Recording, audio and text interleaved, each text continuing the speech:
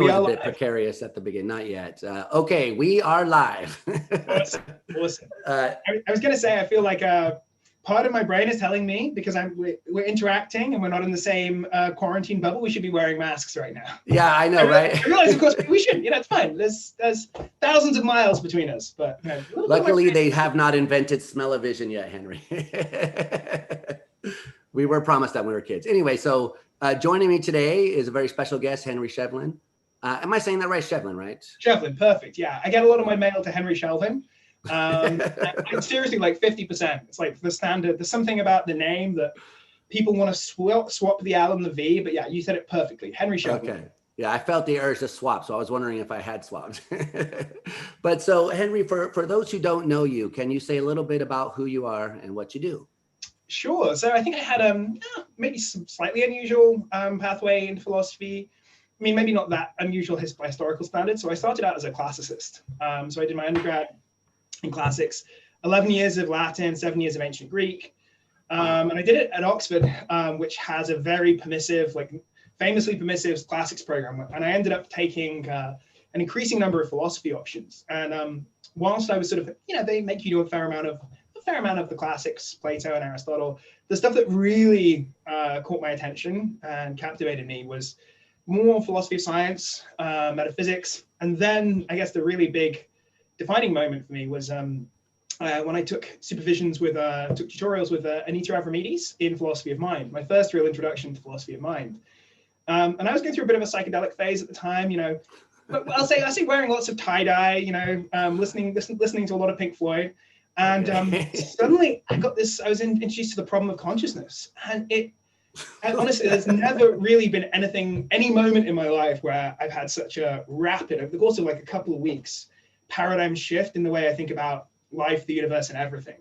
I think I was basically a pretty much paid up scientific materialist of a very kind of reductionist and narrow-minded type. We've basically solved everything. And then reading Nagel and Jackson, and it really just made me realize, holy crap, there's this really important aspect of reality, maybe the most important aspect of reality that we haven't really got a good scientific theory of yet. We don't have a good grasp on. And that one term has basically defined the path of the rest of my life, because this just completely captivated me. And so I then went on, I did the BPhil in Oxford, where I worked with Tim Bain on my master's thesis.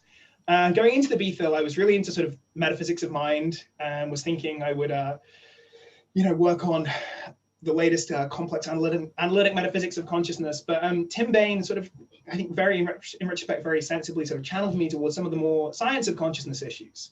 And in particular, he introduced me to a paper that had just been released, Ned Block's MESH paper, Consciousness, Accessibility, and the Mesh Between Psychology and Neuroscience. I think I've got that title right. And I was like, oh, wow, there's this really interesting complex science of consciousness that maybe can offer us some hooks, some clues into this most profound, difficult problem. So I ended up writing my master's thesis on what's sometimes called the overflow argument. So was that 2007? Exactly, yeah. So there were the two papers, yeah. So there was the 2007 BBS paper, and then the 2008 Proceedings of the Aristotelian Society paper, both on sort of developing this overflow argument. And so I was really into that and wrote my thesis on it. And at the time, I was trying to find ways to make a denial of overflow more phenomenologically plausible. Basically, developing an idea, I think it's originally floated in one of the commentaries on Block's on Ned's original BBS paper by Rick Grush, this idea of generic phenomenology, which has now obviously become quite a well-established idea. The idea that maybe we're not conscious in the strict sense of that many items at a time, but they present themselves in these relatively generic ways, so that I'm aware of a field of letters, even if I'm not aware of their specific identity. And the idea is this captures the kind of richness, the appearance of richness of phenomenal consciousness. Right. I mean, so that's what I did for my master's thesis. And then I hadn't really anticipated moving to the US, but there was, I guess Jesse Prince visited Oxford, and I met Alvin Noe, who had just joined the GC, the CUNY Graduate Center then. And Tim said, hey, look, you've been in Oxford quite a long time. In terms of broadening your horizons, maybe you should look at grad programs in the States. And and then I did a quick visit to New York and got to sit down with Ned Block and say, oh, I wrote my thesis about one of your papers, which was amazing. And so I wound up at CUNY, which is obviously where we met. And then at CUNY, I had a fantastic time on the PhD program at CUNY. Again, working on similar stuff in the cognitive science of consciousness, philosophy of cognitive science, philosophy of psychology. I think CUNY is a fantastic place for that. I mean, David Rosenthal's cognitive science speaker series was just like the bread and butter of my graduate life. And it's really, a good series, yeah. It's fantastic. And Siri just thought I was trying to talk to her. No, Siri, not you. Oh, Siri. Series. Anyway, sorry, go ahead. No, not at all. I'm sure we're going to talk about AI as well. So, already it's making its its presence felt in the conversation. Yeah, exactly. So anyway, I ended up doing a lot of the similar kind of science of consciousness type issues. I started the philosophy of perception reading group while I was there as a grad student. Pop Shop, which is still continues. Pop Rocks, sorry. Pop Rocks, yeah. Still continuing. It's still doing fantastic. But I guess the next big shift in kind of my academic trajectory came sort of when I was sort of 3 or 4 years into the program, when I started taking classes with Peter Godfrey-Smith. And I'd always been interested in biology to some extent, but around this time, for kind of semi-unrelated reasons, I became fascinated with mass extinctions, and I had this burgeoning interest in paleontology. And suddenly I started to get the sense that, maybe some core problems in philosophy of mind could be usefully tackled by looking at biology. And I had some great conversations with Peter, and I ended up working with him on my dissertation. Mm-hmm. And around that time, he was also sort of beginning his project, which is, now there's multiple publications in a book come out of it on the evolution of consciousness. Yeah. And again, around this time, I started getting super interested in animal consciousness. So my dissertation in the end was sort of a mixture of themes about animal consciousness and the science of human consciousness. And and I guess the next sort of big step was when I came here to Cambridge, which is where I'm based now. Sorry, I should have mentioned that, right? I'm currently a postdoctoral researcher at the Leverhulme Center for the Future of Intelligence, which is a fantastic AI policy and theory and research institute here at the University of Cambridge. And you guys have a podcast too, right? Is that correct? Yeah, when I've interviewed Dan Dennett for the podcast, which was fantastic. My former line manager, Marta Helena, lecturer here in Cambridge, she interviewed Peter Godfrey-Smith for that conference. I'll put a link to it in the description after this conversation. Awesome, thank you. Yeah, no, it's and so I should say a bit about the CFI, Center for the Future of Intelligence, because it's I think it's a really wonderful institute and one of the few places like this in the world. Although, so basically, I like any good philosopher of mind, who'd grown up reading Searle and Fodor and so on. I had strong opinions about AI, but mostly kind of founded in those classic 80s debates, Chinese room and so on. Although I was interested in AI, but when this job came up at CFI and I applied for it, I thought, maybe they want someone with specialization specifically, who's done 5 years of machine learning research. So, but as it turned out, one of the goals of the center was to get people who weren't already doing AI research, who had different skills to bring to bear, and channel them towards doing AI research. And the particular program that I'm affiliated with here in Cambridge is called the Kinds of Intelligence Program. And basically the idea is to try and locate discussions about AI in a broader discussion about non-human intelligence, what it means, and non-human consciousness, non-human minds, so that rather than AI being focused on a sort of this special little technical problem, on this special technical problem, it's part of a broader conversation about what makes human minds different, how human minds different from animal minds, and even with some practical sort of real world implications, what are some of the ways in which animals still outperform, even simple animals still outperform cutting edge AIs? How do animal minds, biological minds differ from artificial intelligence? which was perfect because I mean it meant I could bring to bear a lot of my prior interest and research in philosophy of cognitive science and animal minds to AI. So I've spent the last 3 years plowing into this exciting world, and it is particularly at the moment really exciting of contemporary AI development. Wow, yeah.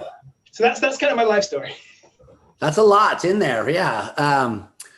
Wow, there's so many things I want to ask you now that is going to throw all the questions I had out before and come up with new ones. But so, I mean, so it's funny you started out as a classicist, because I was reading one of your papers where you cited Plato as the debate between the difference between perception and cognition. So I was like, people don't usually go back and cite the Republic, book 10. By the way, book 10 is an extremely shady book of the Republic. Most self-respecting Plato scholars don't read book 10 as far as I'm concerned. But so that must explain it, right? That's why you have a familiarity with those kinds of classical texts. Although, you know, it's funny, my love of the Republic came not in my 7 years of ancient Greek, but from a class with Yakavos Vasiliou at the Graduate Center. Yeah, no, I mean, I guess my attitude as an undergraduate in classics was, oh God, these ancient philosophers, look, their Greek is beautiful, but they were wrong about everything. I just want to read, you know, what Bennett has to say.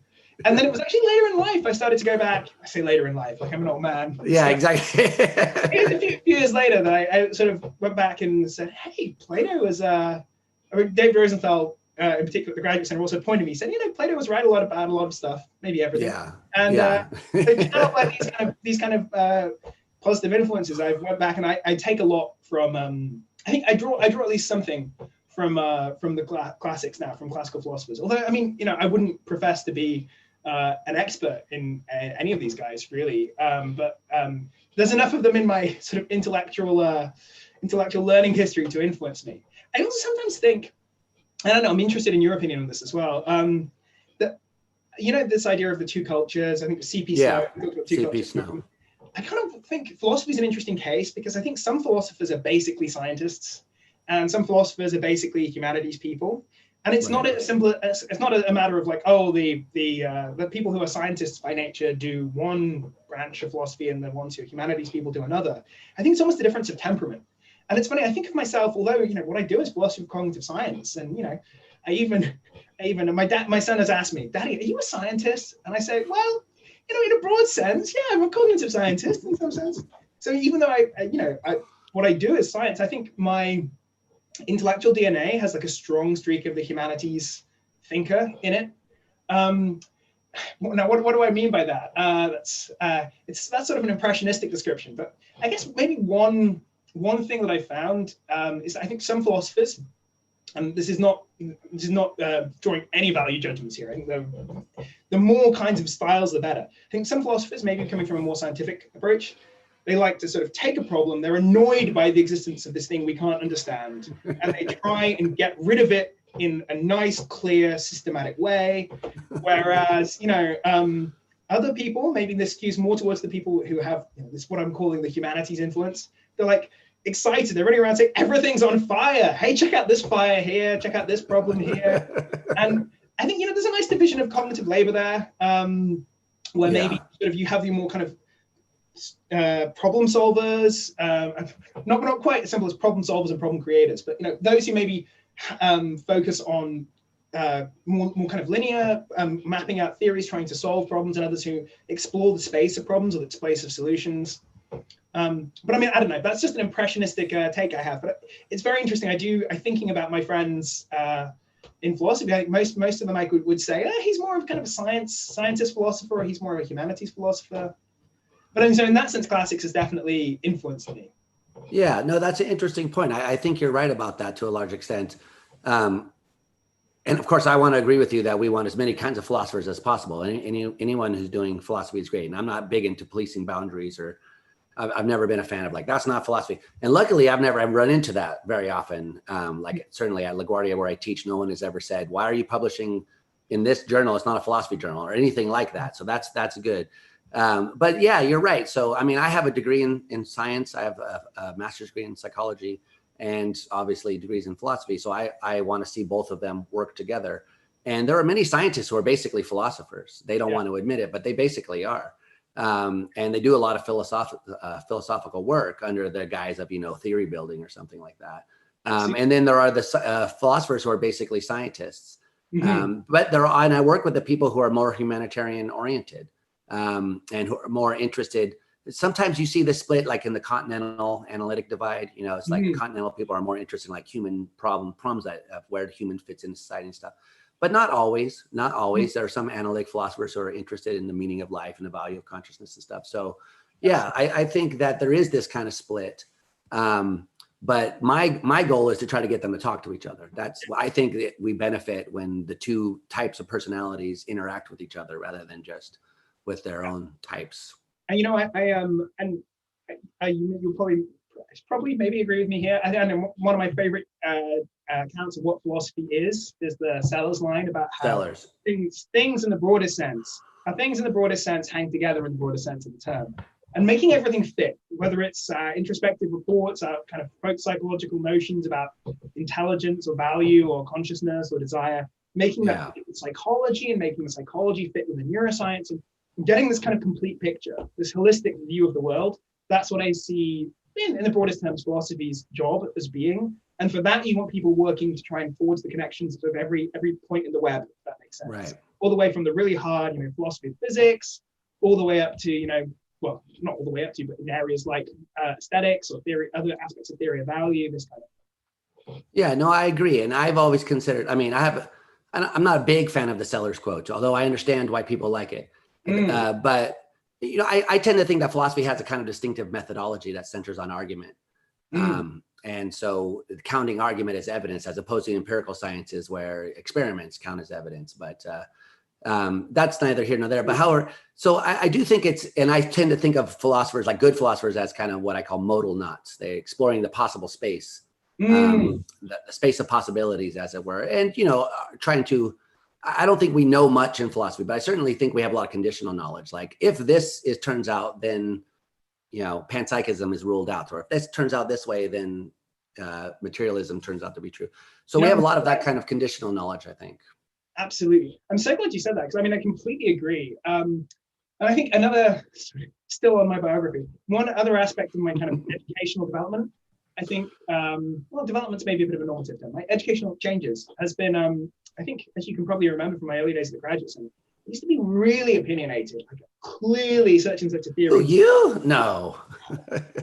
Anyone who believes this theory is crazy. Yeah, I don't like that kind of attitude. Yeah, and I think it's surprising. It's pretty common in philosophy. Sometimes I think it's a kind of instrumental dogmatism where the idea is, you've got to have people who will defend a theory to the last, like a lawyer in court, to make sure the client gets the best possible defense. Yeah, exactly. You have someone who's completely committed to this theory and they will defend it to the last.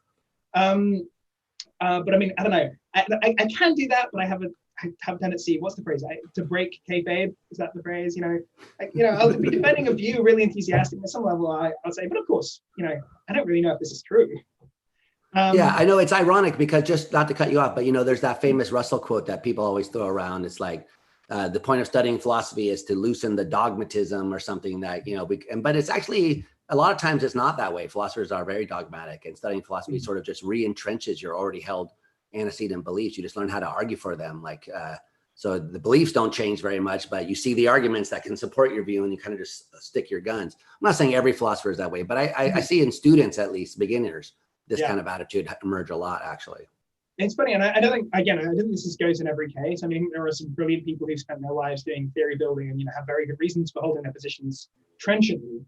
But I do think very often the dogmatism is something you associate with the really good, enthusiastic undergraduate in some cases. Yeah. I'm just reminded of a very good friend of mine he's a world champion debater. He went off and competed in the world championships. And I'd chat to him, I'd say, what do you think about the case for capital punishment or legalizing marijuana? And he'd say, here are all the arguments for and here are all the arguments against. And I'd say, okay, but what do you actually believe? He said, now that's a tough question. Yeah, exactly. Later on that one. And I feel like, because I did debating at the university as well. And I think the more you get familiar with the arguments on both sides, in some ways, the harder it is, I find it, to take clear views, particularly on a problem as big as consciousness. This was also something that came, I think, working with Peter Godfrey Smith that really has influenced me. I think I in one of the early drafts of one of the chapters of my thesis, I went through various theories of consciousness, discussing why this theory is wrong, that theory is wrong. And he said, look, this is too shallow. This is a set them up, knock them down approach. You're setting up these simplified versions of theories. There are people who spent their life writing, really smart people who spent their life writing books, multiple books on these theories, developing them, defending them. Doesn't mean these theories are correct, but it means that you can't just casually dismiss them. And in particular, until you can understand the motivations or why you think these people hold the views they do, you certainly shouldn't be too quick to dismiss them. And I think, and that's great really advice. Yeah, that's great advice, actually. We need more of that. I mean, I always tell my students it's a lot easier to knock someone down than it is to try to figure out why a smart person would say something that I disagree with. Yeah. And that's really the work you want to put in, is to figure out, look, this person is smart. So why are they saying something I think it's wrong, but why are they, what from their point of view is making them think that this is right?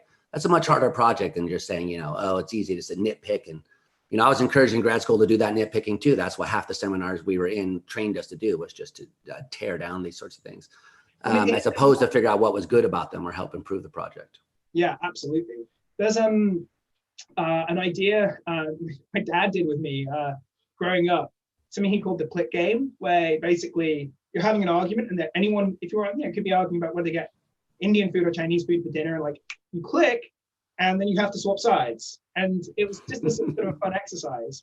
But it's astonishing how hard it can be in the moment to sort of decouple views from a position and recognize the good arguments on both sides. And I think that's a skill that that kind of decoupling ability is something that philosophy can foster, but it doesn't always. When it's done right. And I mean, it's like, for me, we'll get to consciousness in a second, but I teach philosophy of religion, and every time I do, I sort of turn into an agnostic.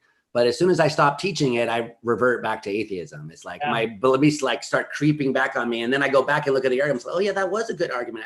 Oh, actually, that is a good point. And then it loosens me up. But then it's amazing how quickly you just revert back to kind of a baseline, and you forget the arguments, so to speak.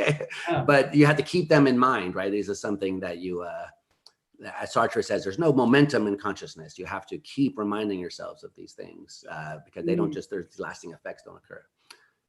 Anyway, enough about you, Henry. Let's talk more about you. I wanted to ask you about something that you said at the beginning of your introduction, because you said you were a staunch materialist, but then you read Nagel and so forth. So does that mean your views on the metaphysics of consciousness are in the dualist realm, or how would you describe your position currently?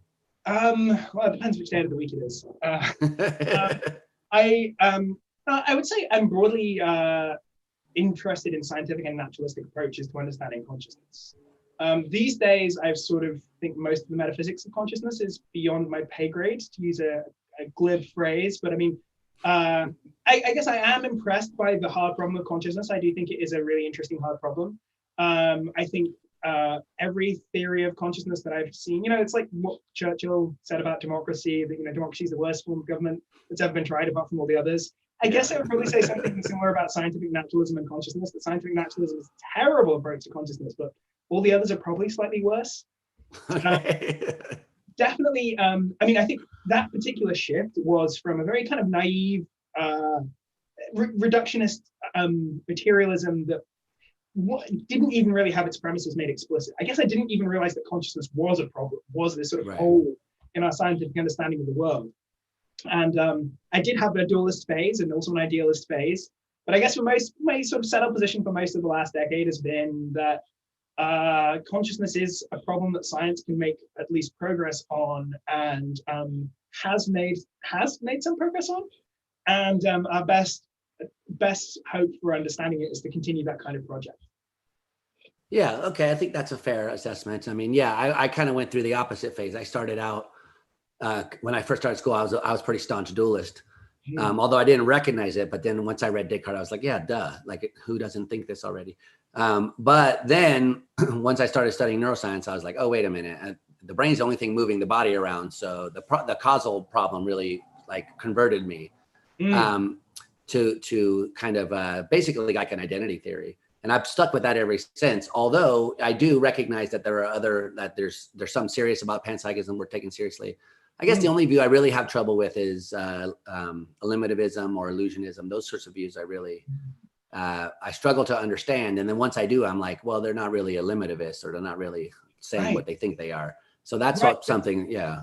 There's sometimes I feel like kind of you have this phrase Mott and Bailey arguments. Yes. Yeah. So you have the outrageous and exciting and dramatic version of the theory, which gets the headlines, and then you have the kind of really defensible version of the theory that is just kind of okay, fair enough.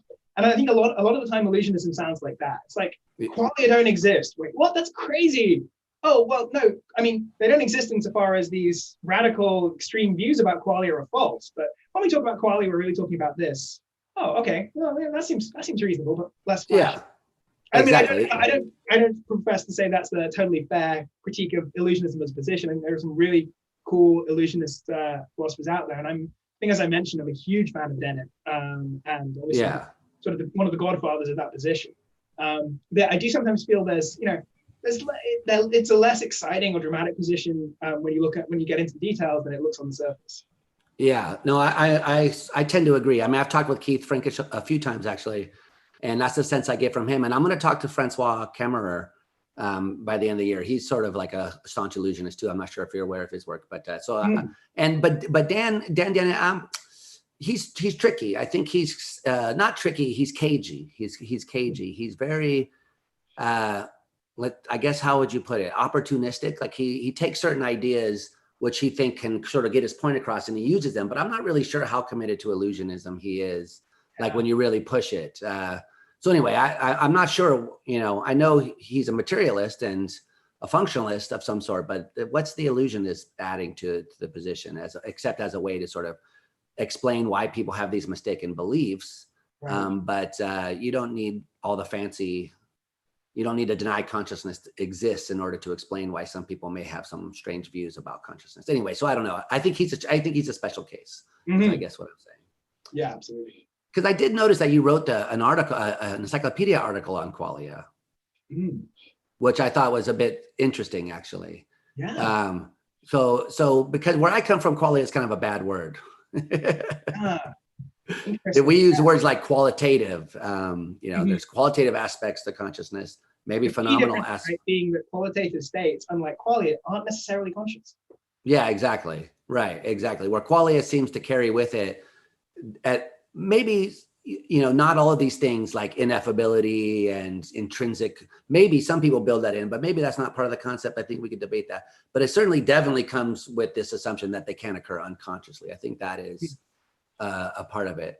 So can I ask why did you write that article? Is it just because someone asked you to, or did you have a vested interest in? Yeah, I guess. So this is. Sorry, you said this is the article I wrote. Yeah. So it's kind of an introductory article, and I think part of it is the goal for me. So I heard the term qualia first when I was going through that psychedelic phase I mentioned when I was taking supervisions with Anita Avramides in Oxford. And I was like, well, I thought you were going to tell us you were taking something more interesting. You might think that, but I couldn't possibly comment.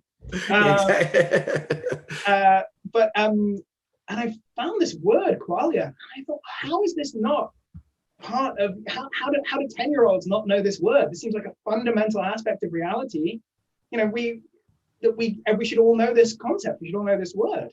And then as I studied more philosophy of mind, I realized that for very strange reasons, and again, curious into your thoughts on this, phenomenal consciousness became the operative term rather than qualia. For the most part. I mean, obviously people still use the term qualia, but it seems to be less. P consciousness, phenomenal consciousness, phenomenality is really commonplace these days. But that word has a certain kind of historical resonance for me. So when I was given the opportunity to write a chapter on qualia, particularly to introduce people to this cool problem, the one that had motivated me so much, it's going to seize that opportunity, definitely. So generally, though, you would say you think qualia exist, that they're part of conscious experience. Although I worry that I'm going to do the whole Mott and Bailey thing, which is, look, in comments, obviously qualia exists, right? Like this dry cider that I'm drinking right now. There's something it's like. There's a distinctive kind of flavor associated with that. And here maybe I can happily slip into the shared vocabulary. There are qualitative properties that abound. in my experience that are very different from the kinds of more discrete discursive properties that I can identify in my thought or more reflective forms of consciousness. But look, when I say qualia, maybe I'd be happy to say that when I talk about qualia, maybe I'm just talking about the conscious portion of the non-conceptual representational states of my brain, or the qualitative states that I'm in. So I wouldn't want to put too much metaphysical baggage on that.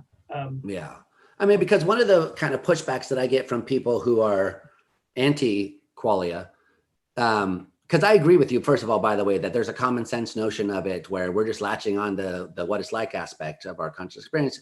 There's a sense of qualia which has to be real, or else we're zombies. And that I will, I mean, yeah, death first before I say we're zombies. Although I know people who have said that. Anyway, so the point though is that some people who want to push back on this say, look, so why do we need this term? What theoretical work does it do that can't be done by talking about, these other things that we've been talking about? Why do we want to introduce? I mean, part of your answer may be historical, like this is what sort of turned me onto the problem or whatever. But I am curious, like from a theoretical point of view, do you think it adds anything to have this term around? Or could we do consciousness science as well without it? I think that's a really interesting question.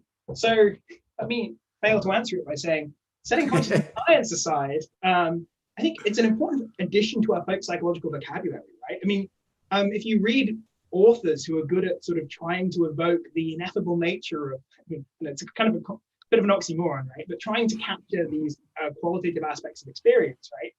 The idea that there's an important distinction to be drawn between, these more reflective, discursive, verbal aspects of our experience on the one hand, and these sensory aspects that we find it much harder to put into words, maybe are in some deeper sense ineffable, who knows? I think that's a really interesting folk psychological distinction, and one that is implicit in the writings of people like Proust, or anyone who's really good with capturing the more sensory aspects of experience in their writing. Right. And so I think it is a useful word in the folk psychological sense. Now, whether as we move from folk psychology to sort of scientific psychology and cognitive science, whether we want to keep that word with all its sort of introspective baggage, I think that's a further question. I mean, I can see why phenomenal consciousness and phenomenally conscious as terminology, as phraseology, have seemed to, not totally displaced, but become more dominant than the phrase qualia in describing what it's like aspects of experience. But I think qualia are a useful, as I say, a useful concept for picking out this one aspect of experience. I mean, it's interesting when you look at the history of this, because, Austin Clarke, who is a philosopher at the University of Connecticut, and I spent a year up there with him. Anyway, he wrote this really nice paper on the history of the word qualia, just like how it's been used. And it used to be used for the stuff out there, like the qualia were the redness of the apple. And then, now we use it to characterize the redness of our experience of the apple or something like that. But it's just been, I mean, I guess one of the kind of retorts that you hear a lot from the people again on the other side is like, it's been used in every way imaginable, so that it's like there's no common ground. You say it and people think, oh, you're talking about the same thing I am, but really it's been used in so many ways that it's basically doing harm, because it gives the illusion that there's a commonality, that we're talking about the same thing, which may not be there. And I do sometimes feel the force of that worry. I mean, so I do feel like that's a problem. Yeah, I mean, I think there's a certain kind of churn in philosophical vocabulary where you get a new bit of theoretical vocabulary that comes along, and people write a bunch of papers using it, and it gets laden with increasingly conflicting associations. And so the amount of ground clearing you have to do when you introduce the term gets more and more onerous. Yeah. And eventually people will just get annoyed and say, I'm going to introduce a new term, a new theoretical term, and I just mean this bit and not that bit. And then that term takes off, and you get the same baggage being loaded onto that, which makes it hard when you're trying to read, when you're trying to read philosophy of mind from the 1940s or 1950s through a modern lens. You have to do this kind of translation work. Yeah, because exactly. The terms of the debate have shifted.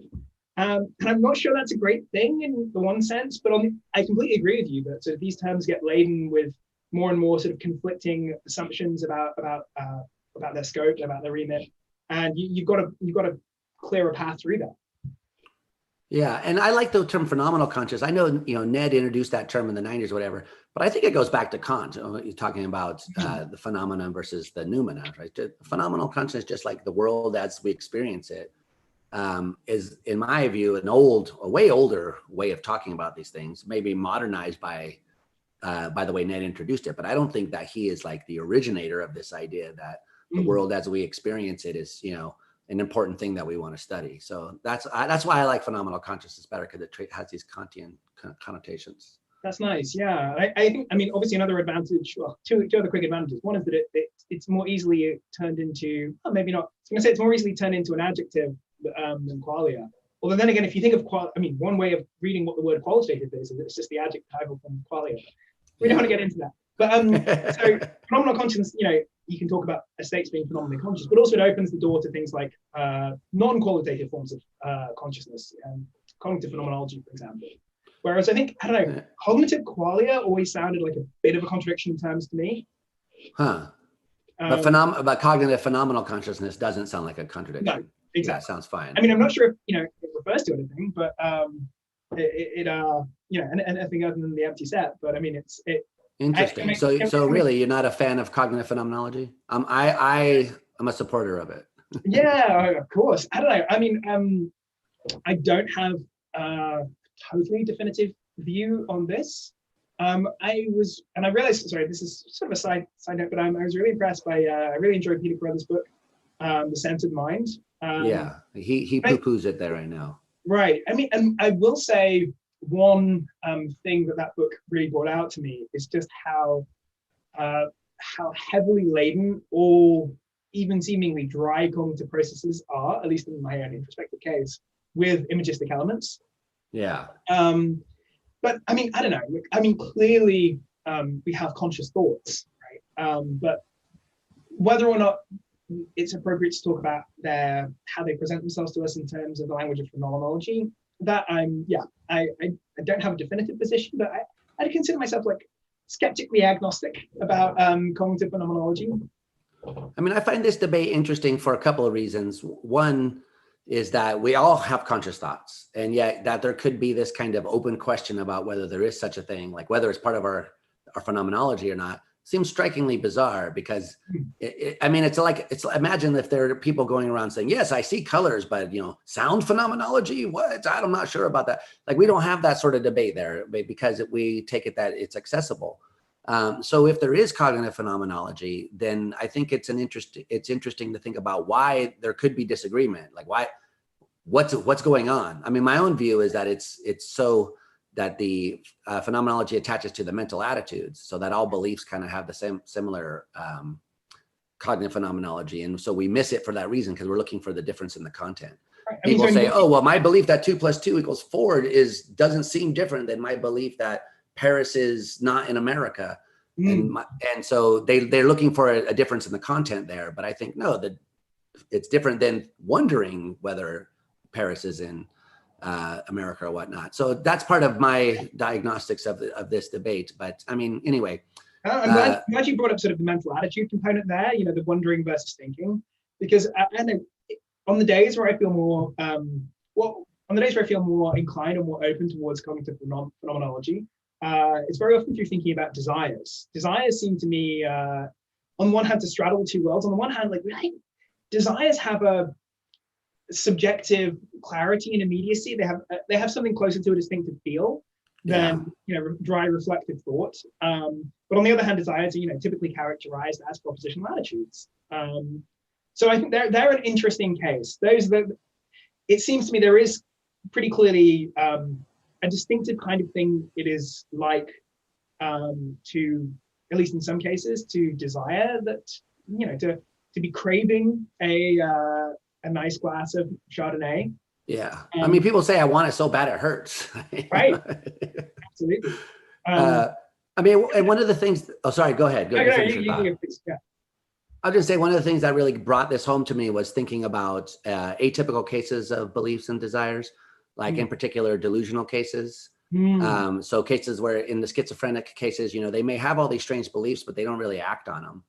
So I think Andy Egan has a fantastic paper on this, belief, imagination, and self-deception, perhaps. I mean, anyway, talking about sort of the inferentially quarantined nature of a lot of these kind of delusions. Right. Sorry, is that the kind of pathway you were going? Exactly. Yeah. So my thought was that, well, they must not really feel like beliefs, or they must feel different than the way your beliefs ordinarily feel. They don't, I mean, my view is kind of flat-footed. So I think that, there's a sense of certainty, or like, this is truthful, or this is, there's a sense of conviction, is the way I put it in the paper I wrote in this. But when you believe something, you really feel like convicted that it's true. And I guess I just find it, plausible that cases of understanding, like reading a sentence in a language you understand versus one you don't, there's a difference there. And so the understanding pit seems to add something to what's going on over and above the sensory component, because the sensory components are the same. I mean, there's definitely a certain kind of feeling of insight, aha moment you sometimes get when you're solving a problem, that I think that seems maybe closer to some of the kind of classic examples of qualitative states, a certain kind of rush of insight. But I'm interested that you think sort of conviction, or this feeling of conviction, and feeling is a bit of a weasel word there, but this impression of conviction is a guide to what you believe, because this is something I worry about a lot. What do you believe? People ask you, ask me, what do I think about X? And as in the example of the debate, my debating friend early on, I find it really hard to know what most of my first order beliefs are, and I haven't found a good way to do it. Here's a story. When I was seeing a therapist in New York, she asked me, "So, how have you been feeling this week?" And I was like, "That's what I'm here to find out." I really don't feel like I have any kind of unmediated access to what I actually believe most of the time. And even in the case of conviction, I'm interested to hear what you have to say, but it seems like I can get so head up about trivial matters, how terrible the last season of Game of Thrones was. It's like, if you were just to go on sort of the feeling of righteous indignation I feel about that, is that really the thing I care about most? Surely not. No, I would put many things way above that. And so I worry that maybe that kind of subjective sense of conviction is very often a poor guide to sort of what people's most deeply held beliefs and values are. But I don't really feel like I have a dog in this fight, other than a certain concern about how we can really know what we really believe. I think very often we do get ourselves into a place where what we think we believe isn't really what we believe. What do you mean by that? So like the Game of Thrones thing? Or I'll just give like a simple example. I think we've all probably simple example. Someone decides, someone is madly in love with a guy who happens to be a vegan, and this person convinces themselves that they fundamentally believe in veganism and adopt it as a lifestyle, but really they don't really believe in veganism. They just are doing it to impress this person. But if you ask them, do you believe in veganism? They'll sincerely say, oh yeah, I totally believe in it. But I think it doesn't, I think a more reflective kind of analysis of their personality, of what really matters to them and what kind of attitudes are likely to be robust in the long run, is going to say, yeah, they're not really committed vegans. They're doing this for other reasons. They don't really believe in it. Yeah. There are lots of there are lots of different types of cases, but that's just one example of a case where I think what we believe is what we really think we believe.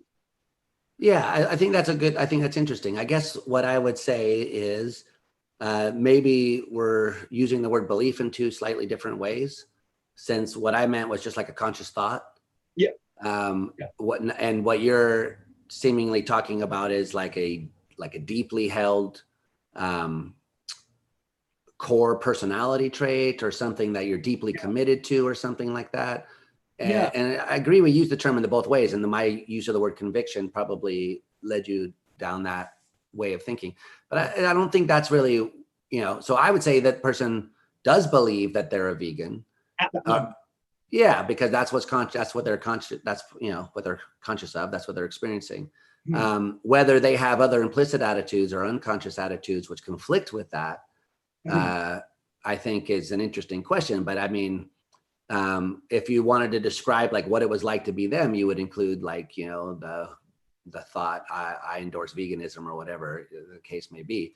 So Yeah. I would want to distinguish between sort of the shallow notion of just describing what the conscious thoughts a person has is versus the deep notion of like saying what their fundamental, like their core beliefs are or something like that. Yeah, absolutely. So, I mean, I think the only kind of disagreement then would be sort of which of these, whether both of these or only one of these really deserves to be called a belief. Yeah. I understand that it's a very frequently, this terminology of beliefs to describe conscious thoughts is very common, and particularly if we're thinking in sort of more cognitive terms, what belief state are you instantiating at a given time. But I think, again, looking at it from a more folk psychological view, it seems to me when we say, what are his beliefs? Do you believe in global warming? You're not asking about sort of what thoughts are going through someone's mind at a given moment, but more something like a more stable attitude. Yeah, no, I 100% agree. So, but what I was talking about was just conscious thoughts, not trying to analyze any deeper notion than that. So, but I agree with you. Yeah, probably. Is it right to call those beliefs? Yeah, probably not. Except in this more like cognitive psychology sense where we use that term. But you're right. I don't think the folk. I think so let me just say again, yes, I agree. I mean, I still haven't found a satisfactory way of figuring out what your core beliefs are. And all I can say is in my own case, there's a certain kind of soul searching. It's a cliche, I know, but if I'm figure out, well, maybe not in this election, but in some other elections, we have to do a period of soul searching. Which of these candidates best represents my values? Yeah, please. I'm glad you said not in this election. Good. Yeah. Right, exactly. You're trying to decide between lots of really worthy, virtuous people for your local council position. This guy's going to prioritize education. This guy's going to prioritize public transport. Which of these really matters more to me? And I worry a lot about, the role of, motivated reasoning that creeps into our self-description of beliefs. I think that's yeah. No, these are important points, but you at least agree that you can tell like what thoughts you're having. So you're not conflicted in that way, in the same way about these deeper beliefs you have. I think for the most part, I would agree with that. I'll just take the kind of problem case that I do think about a lot. I'm a huge Jane Austen fan, and I think she's one of the best literary psychologists, probably the best literary. Maybe Shakespeare. What about Dostoevsky? Dostoevsky, yeah. Okay, so we've got the trifecta. Okay. I think very often one of the things that you see brilliantly is a great passage in Emma, in particular, where she does this.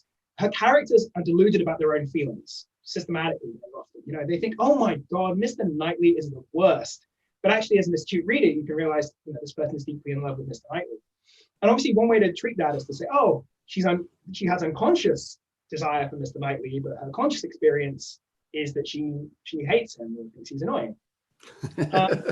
I'm not sure. I can see that's one way to sort of go about describing it, but I think there's also a sense sometimes when we go through periods of realization when you say, "Oh, I thought I was mad at my friend about being late, but actually I'm mad because I feel he's not been spending enough time with me lately."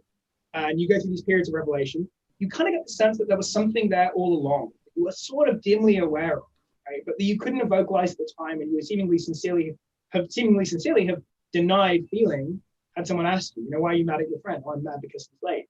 But actually, at some level, below the level of full-blown reflective awareness, there was an awareness of, even at the time, that there was something else going on.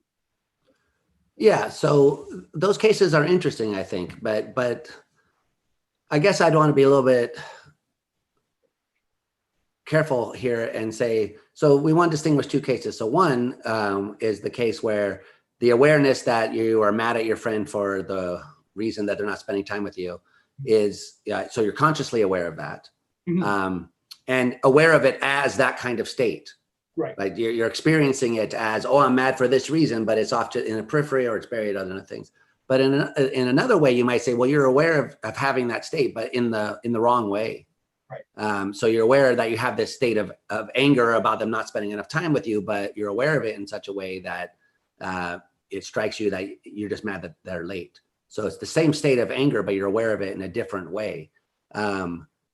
and to me, that second way sounds more like phenomenologically plausible. It's like, and then later you can kind of uncover it. But I guess, yeah, in those cases, I find it hard to, from my own experience, to sort of relate to the idea that, yeah, I knew all along what kind of state it was, and then only later. But it's so, yeah, I mean, that may just be anecdotal to me, so I'm not sure that counts very much. Well, you're talking to a humanities person. It's all anecdotal to me. I'm just kidding, of course. I'm hardly a scientist. But no, I mean, these things are really important. And as I say, I mean, someone like Jane Austen has been a really big influence on me in terms of my kind of understanding of folk psychology. So, I mean, just going back to those alternatives, I mean, I guess one question would be, so to be clear, the view you want to endorse is that in some of these cases, I was aware of it just under the wrong description. Yeah. Something like that. I mean, then the obvious worry is, right? Like, I mean, how wrong can the description be before it's better to just say that you weren't aware of it at all? I mean, yeah, well, I think pretty wrong, actually. So it depends. So here you're going to get really into the weeds about theories of reference. But I'm attracted to causal theories of reference, so that if the state is, has the right causal link to it, I'd say you're aware of it. If the concepts that figure in it have something to do with the state, then I'd say, so I don't know, like, to take the kind of classic Kripke cases, how wrong do you have to be about, Newton before you're not thinking about Newton anymore? Well, I think you could be totally wrong about Newton, like not know anything about him and still be thinking about him if you, have the right concept or something like that. I mean, do you think? So I think that same thing, you could say the same thing here. I mean, do you think that would allow me to say, for example, confuse a belief for a perception for two very different kinds of states? I think I'm seeing something, but I think I'm having a certain perceptual state, but I'm actually just convinced that what I'm actually aware of is a belief, and I just mistake it. It's entirely the kind of whole class of mental state that it is. Yeah, I think that's possible. I think that actually may be the right description of some kind of disorders. Yeah, I think Anton's blindness is maybe one. I was thinking of Anton syndrome as one possible candidate. Yeah, exactly. I think this is I think we definitely do engage in these cases of misidentification a lot. I mean, another example is I think cases where we even confuse the mental attitude of certain states. We think actually believe this, whereas actually we just want it to be true. Right, exactly. Exactly. I mean, so these are interesting questions about folk psychology. I wonder if I could ask you about, so when it comes to AI, for example, do you think, so are these the kinds of things we need to have AI agents do as well? Because I know you endorse a kind of cognitive similarity view, especially when it comes to like moral issues. So that we want to look for the agents that can kind of do the same things we can do. Are these the sorts of things that they have to be able to do, or it's a different set? Yeah, I think that's a really interesting, complex set of questions. So let me just pick one aspect of that whole nice web to pull on. So I mean, one thing that I think is important is, this is something I've addressed in a paper on rich psychological terms, use of rich psychological terms in AI. With care, right? Yeah, exactly. Use rich psychological terms in AI with care, which is basically in this paper, which I co-wrote with my former line manager, Marta Helena. Basically, we just point to what I guess you could critically say is a certain kind of sloppiness in the way that a lot of AI results are reported by computer scientists. I mean, I think some of that is, they'll talk about a system as being displaying creativity or curiosity or understanding or goals. Yeah. And look, I mean, when it comes to terms, I mean, there's a spectrum here, right? On the one hand, you have terms like memory, which we're very happy to describe, computers as having memory, right? Or even, recognition is an interesting term. We talk about, facial recognition, right? But obviously, recognition also has a psychological sense. And so maybe there are some terms that are more where restricted specific uses in computer science are more well established. But I also worry that once we get onto terms that are maybe thick in the normative sense, right, that have greater connections to notion like moral responsibility, perhaps, or moral patiency, or epistemic status, things like understanding. I think it's important for various reasons that I go into in the paper to use those terms with care. Right. I mean, I'll just mention a couple now. I mean, one of them is I think I'm a huge fan of cognitive science. I think cognitive science is one of the really cool success stories. Okay, that's not moderate success stories of half the 20th century science, and it's really, and particularly in terms of interdisciplinary projects, I think it's fantastic. But I think there's a continual battle in cognitive science to ensure that people aren't engaging in crosstalk, and that people are using vocabulary in relevantly similar ways. And so, I mean, that's one worry, right? That if it becomes totally de rigueur in computer science to talk about agents as understanding, when in fact these agents are, really way too simple, then I think that's liable to weaken the project of cognitive science and make it harder for different branches of cognitive science to identify useful similarities between training an algorithm versus childhood psychological development. The more we can converge on a clean vocabulary for doing that, the better.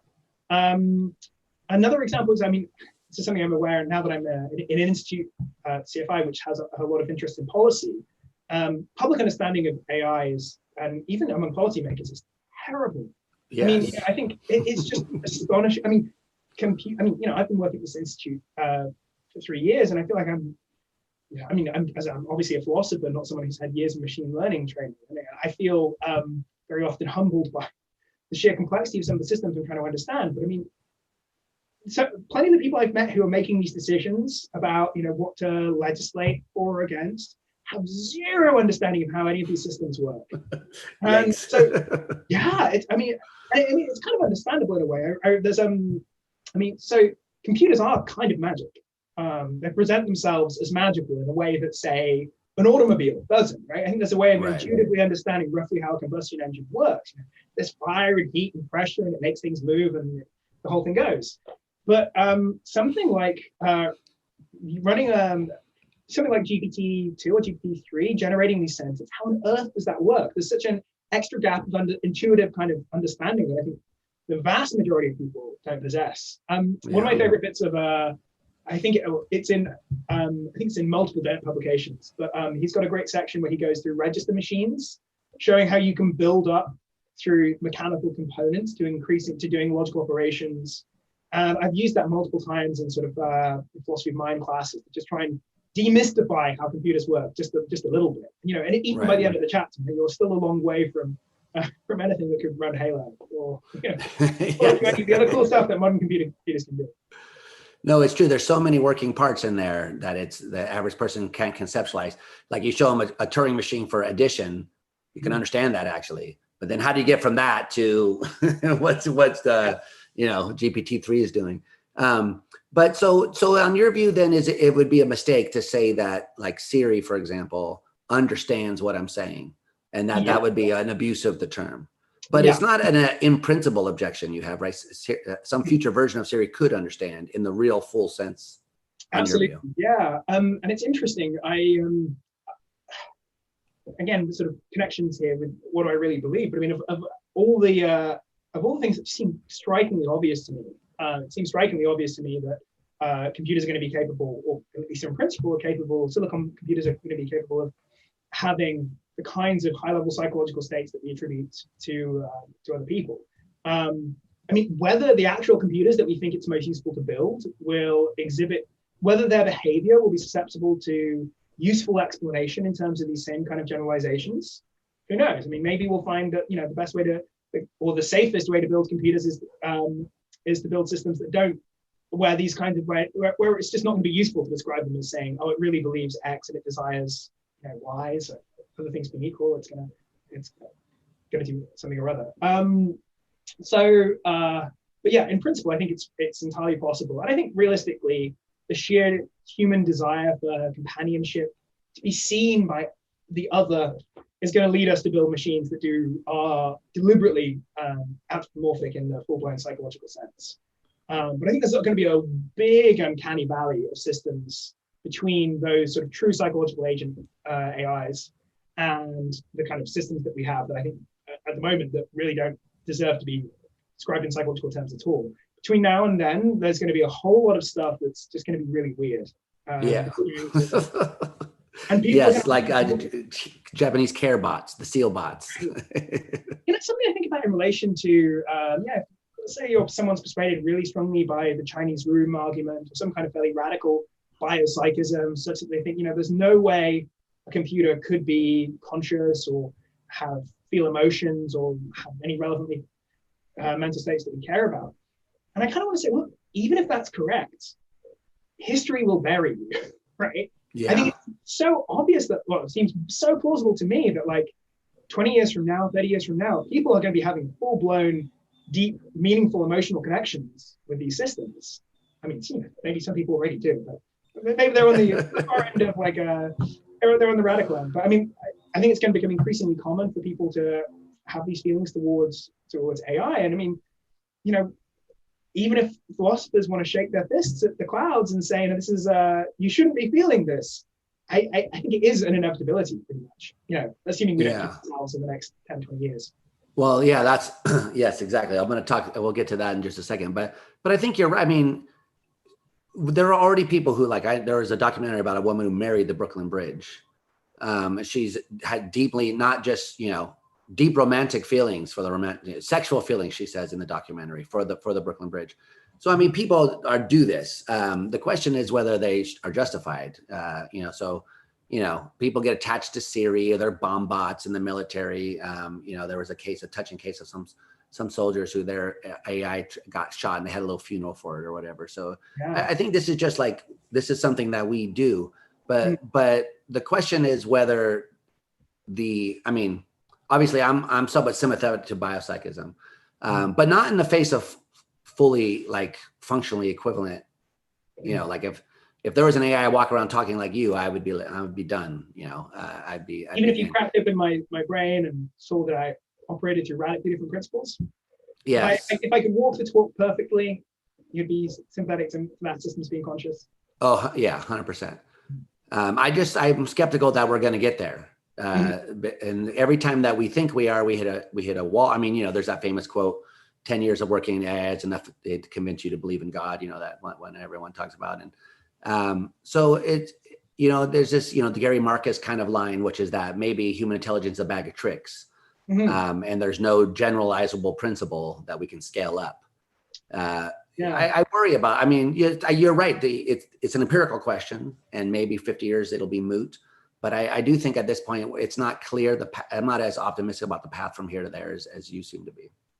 Yeah, so the kind of debate between the likes of Gary Marcus and Jan LeCun has been really interesting to watch. And I think, both sort of sides in this sort of, I guess, civil war within sort of the AI commentary field. Yeah.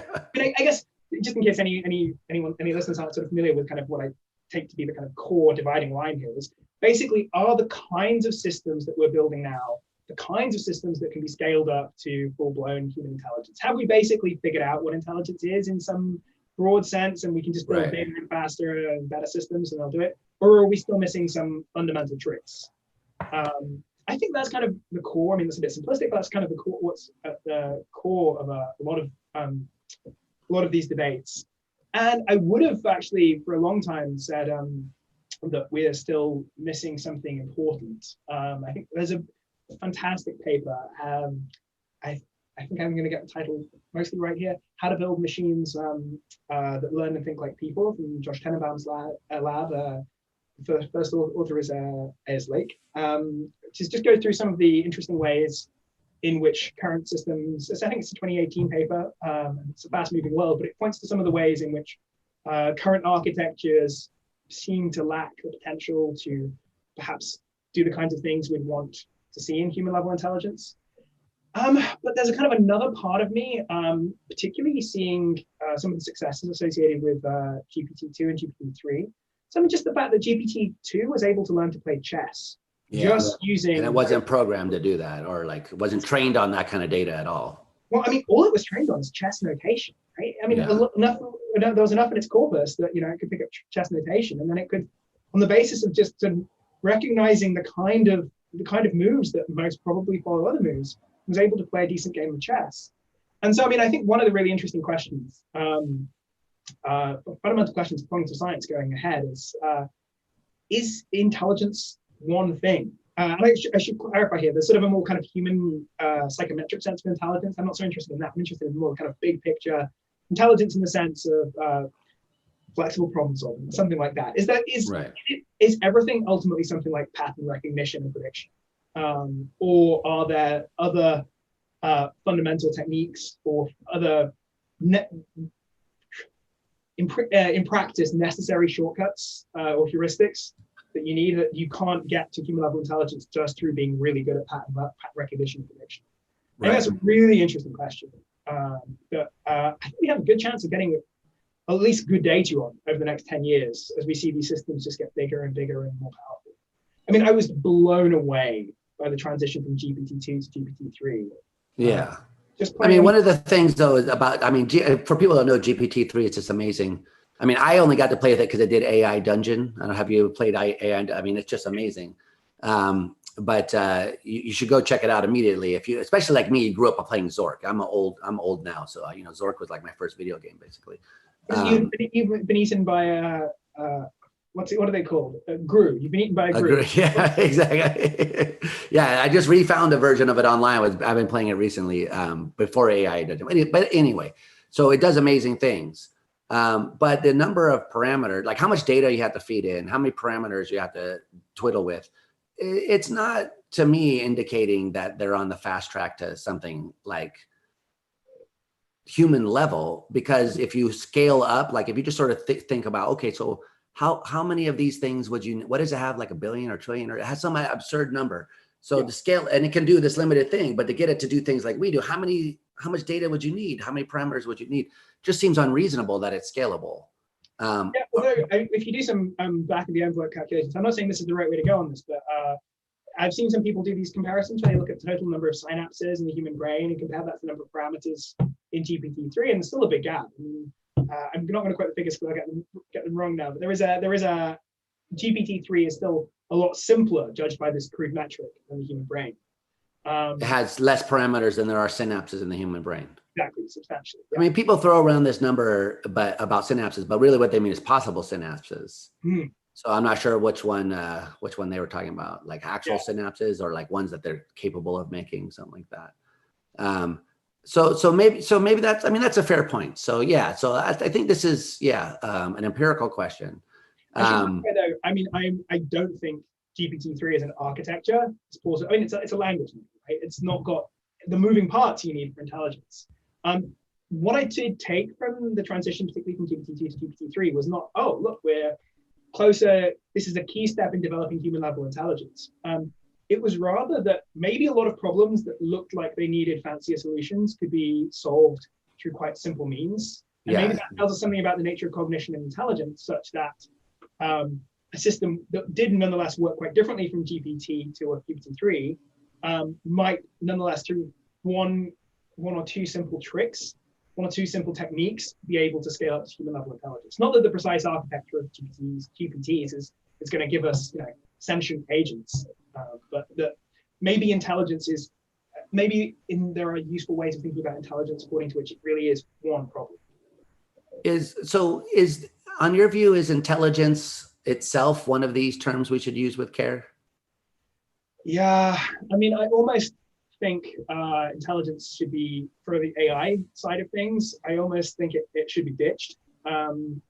One phrase that I really like, that I've seen increasingly people using, is artificial cognition. Yeah. I think that can be a more helpful way of thinking about it. And you can talk about the performance of artificial cognitive performance if you want to turn it into an adjectival construction. Yeah, I mean, I think intelligence is a term with so much baggage. I think there are all sorts of quirks about how we use and how we attribute intelligence. It's heavily value laden. Yes. So, I mean, so it's kind of striking. It's something that's a friend of mine who's a teacher has commented on recently, and I think it's also been discussed by Freddie DeBoer in a new book of his, about how we put this massive value on intelligence, such that criticizing someone's saying a student is lazy or is undermotivated is totally fine from an educational perspective, but you shouldn't. No teacher ever call or should ever call a student, oh, he's just not that smart, right? Yeah. So I think intelligence has this really powerful normative status in the way we think about education, the way we think about people. It's got its own checkered racist history as well, of course. Yeah, obviously.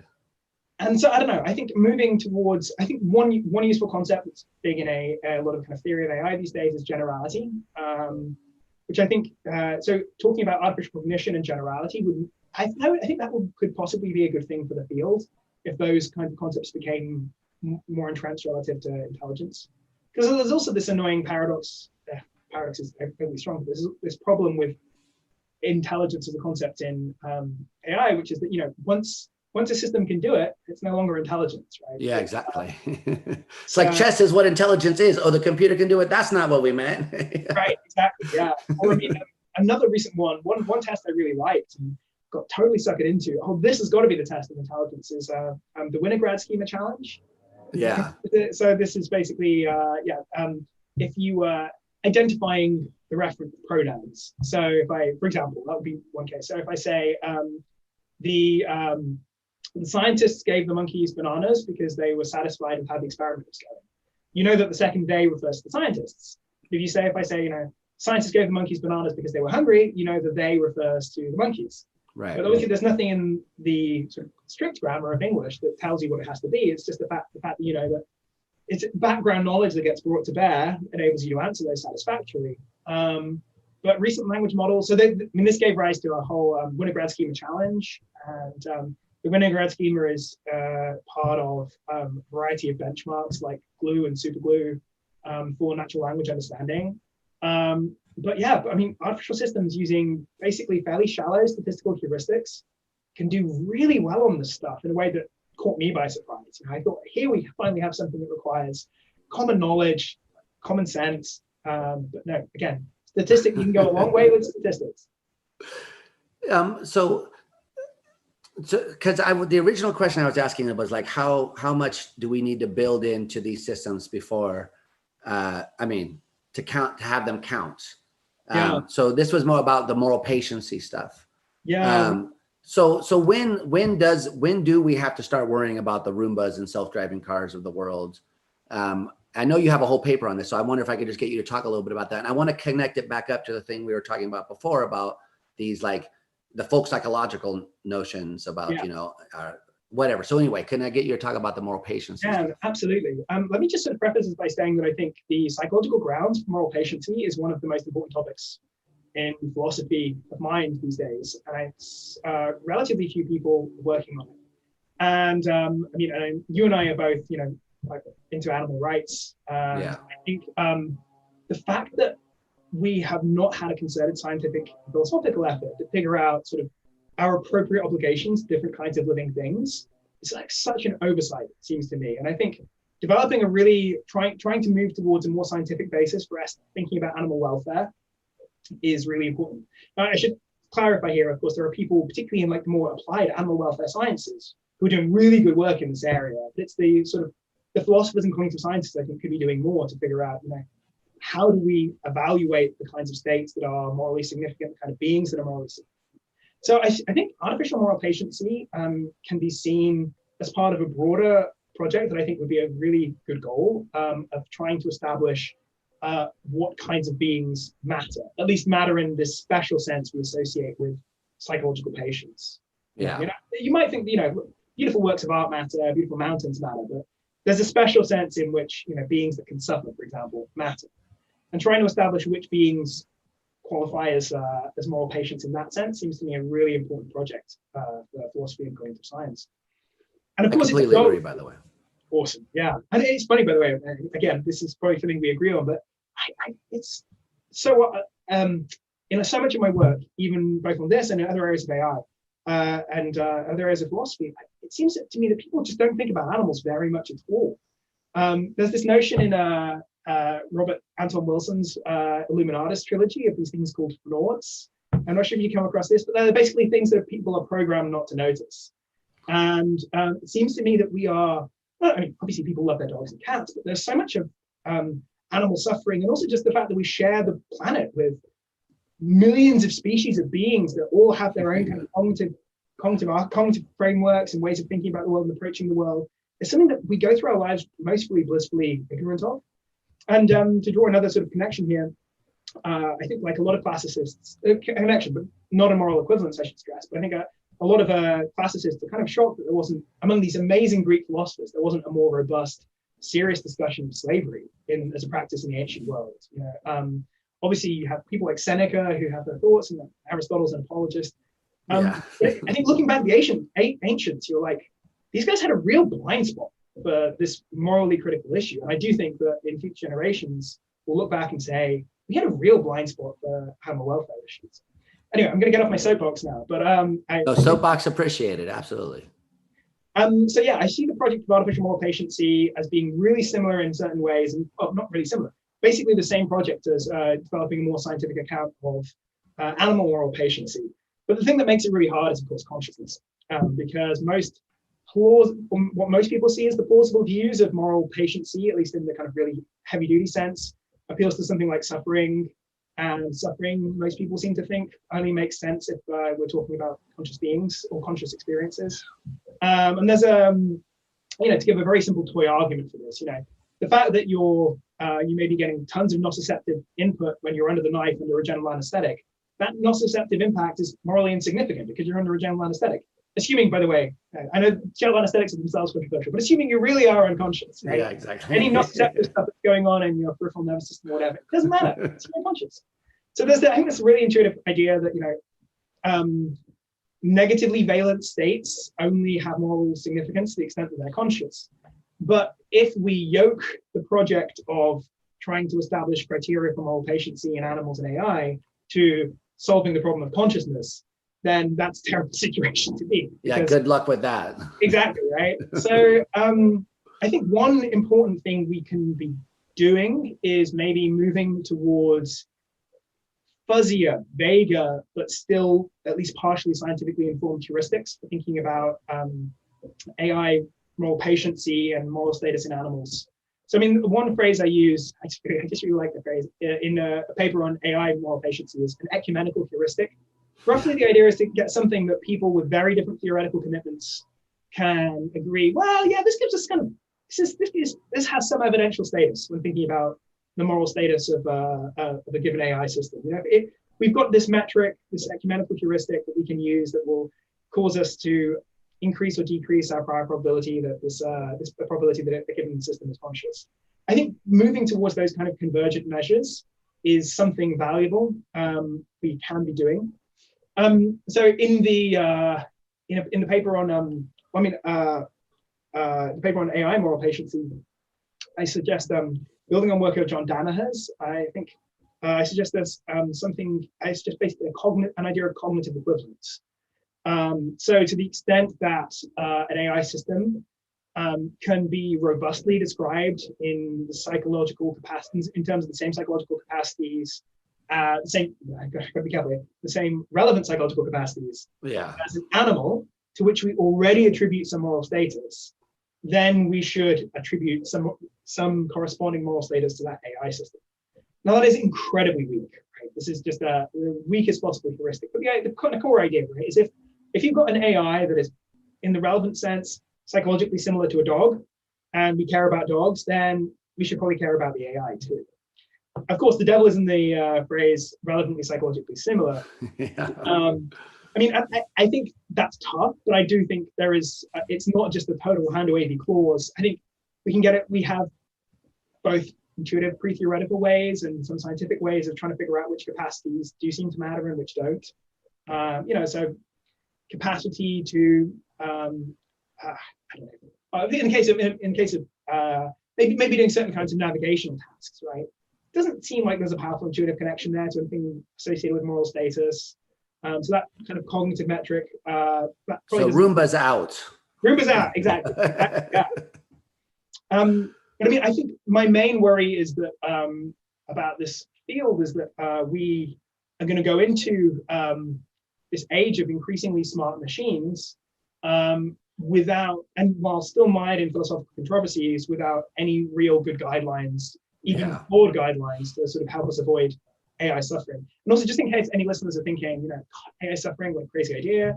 I actually think we are likely, it seems to me, to create AIs capable of suffering long before we hit something like AGI, human level artificial intelligence. I base that, it's a very simple sort of argument, but most of us would happily attribute the capacity for suffering to a pretty wide range of biological creatures. You know, I mean, there are really interesting debates at the moment about whether insects feel pain, for example. And so I think it's entirely plausible. I mean, it's entirely possible. I mean, there's a huge amount of uncertainty. We don't know what kind of architecture is going to become mainstream, but a really significant, worrying moral possibility that we'll build architectures that don't command maybe in some cases don't command our moral sympathy, because they're just maybe seem like these really complex databases, for example, yet nonetheless instantiate the kind of core gears of the requirements for some kind of conscious capacity for suffering. I think that's a real risk, and we should have some criteria to avoid that. I should also add, sorry, go on, please, no. No, add your addition. The adding thing here is I should also mention, and I guess this is kind of core consciousness live talk, your view on this issue might partly come down to how optimistic you are about the current state of the science of consciousness. So I think maybe more recently, 5 or 6 years ago even, it seemed to me that we were really making very rapid, not just progress, but convergence in the science of consciousness. That, you know, it seemed to me that there were a few really big theories, and the differences between them were in some ways getting made more salient, or in other cases being kind of divides were being bridged. You know, we had obviously things like workspace theory, thought theory, but that we were converging towards some kind of consensus or progress.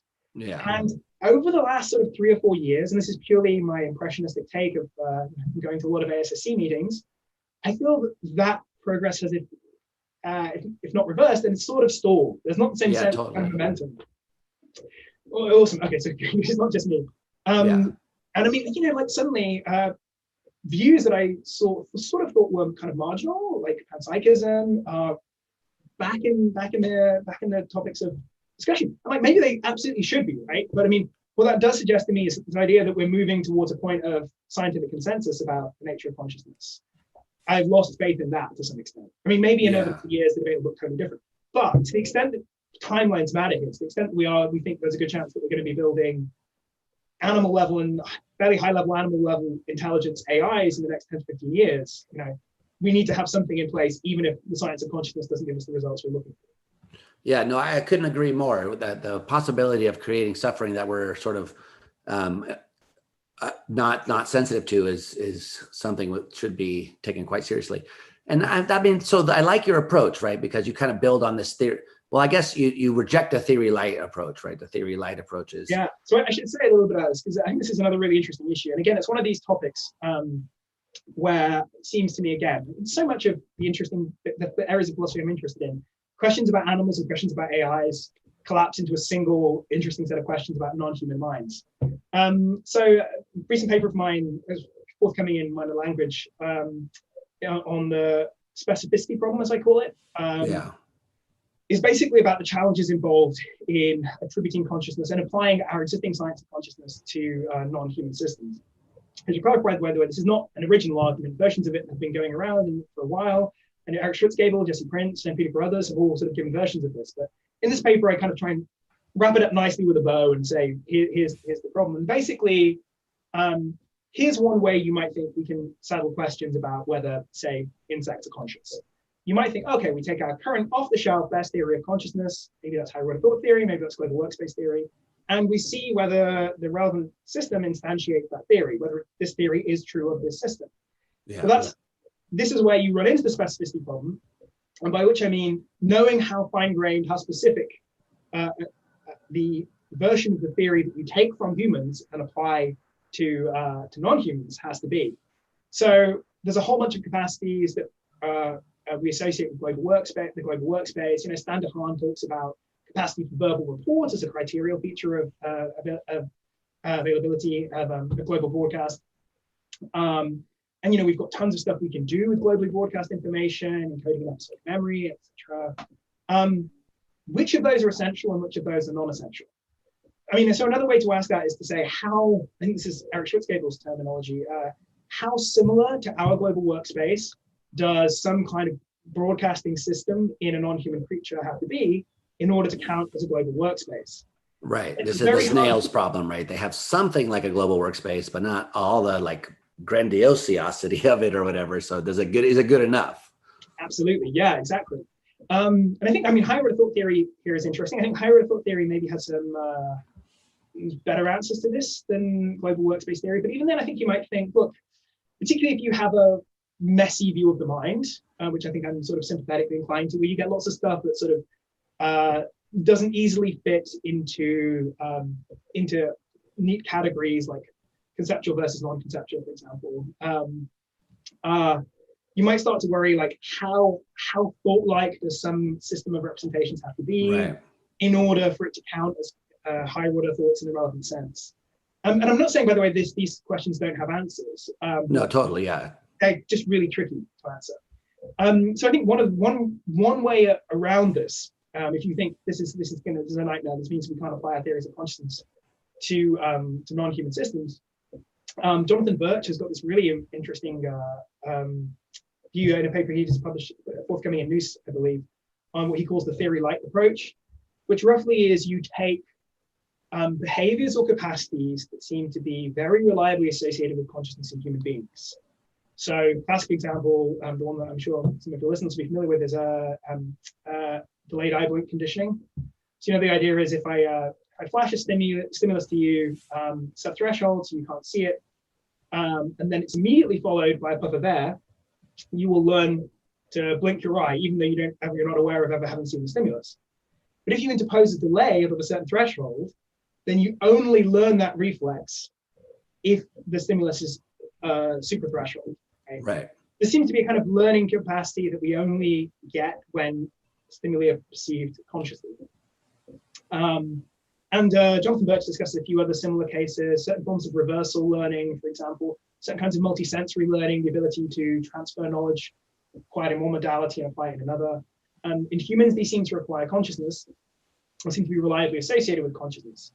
So his idea, and I think, again, he would say this is sort of, again, at the level of building an evidential case. It's not, hard line, is to the extent that we find that these capacities are present in creatures, in non-human creatures, that is good evidence for these creatures being conscious. In other words, to put it very simply, if there's something we can only do consciously, and we find another creature that can do that thing, that's some evidence that that creature is conscious.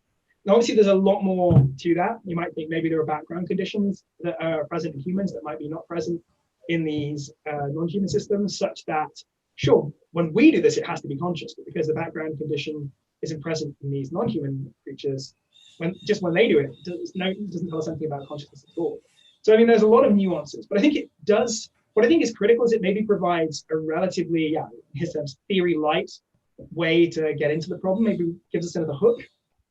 And my only sort of worry about it is that depending on, particularly when we want to apply this not to relatively phylogenetically close organisms like birds or even insects, right, but to systems like AIs that have radically different architectures from us potentially, the odds that these that they'll display these behaviors are going to be significantly lower, right? Right. I mean, and it seems the fact that, and I'm sure in many cases, so you've got kind of a double worry here about false positives and false negatives.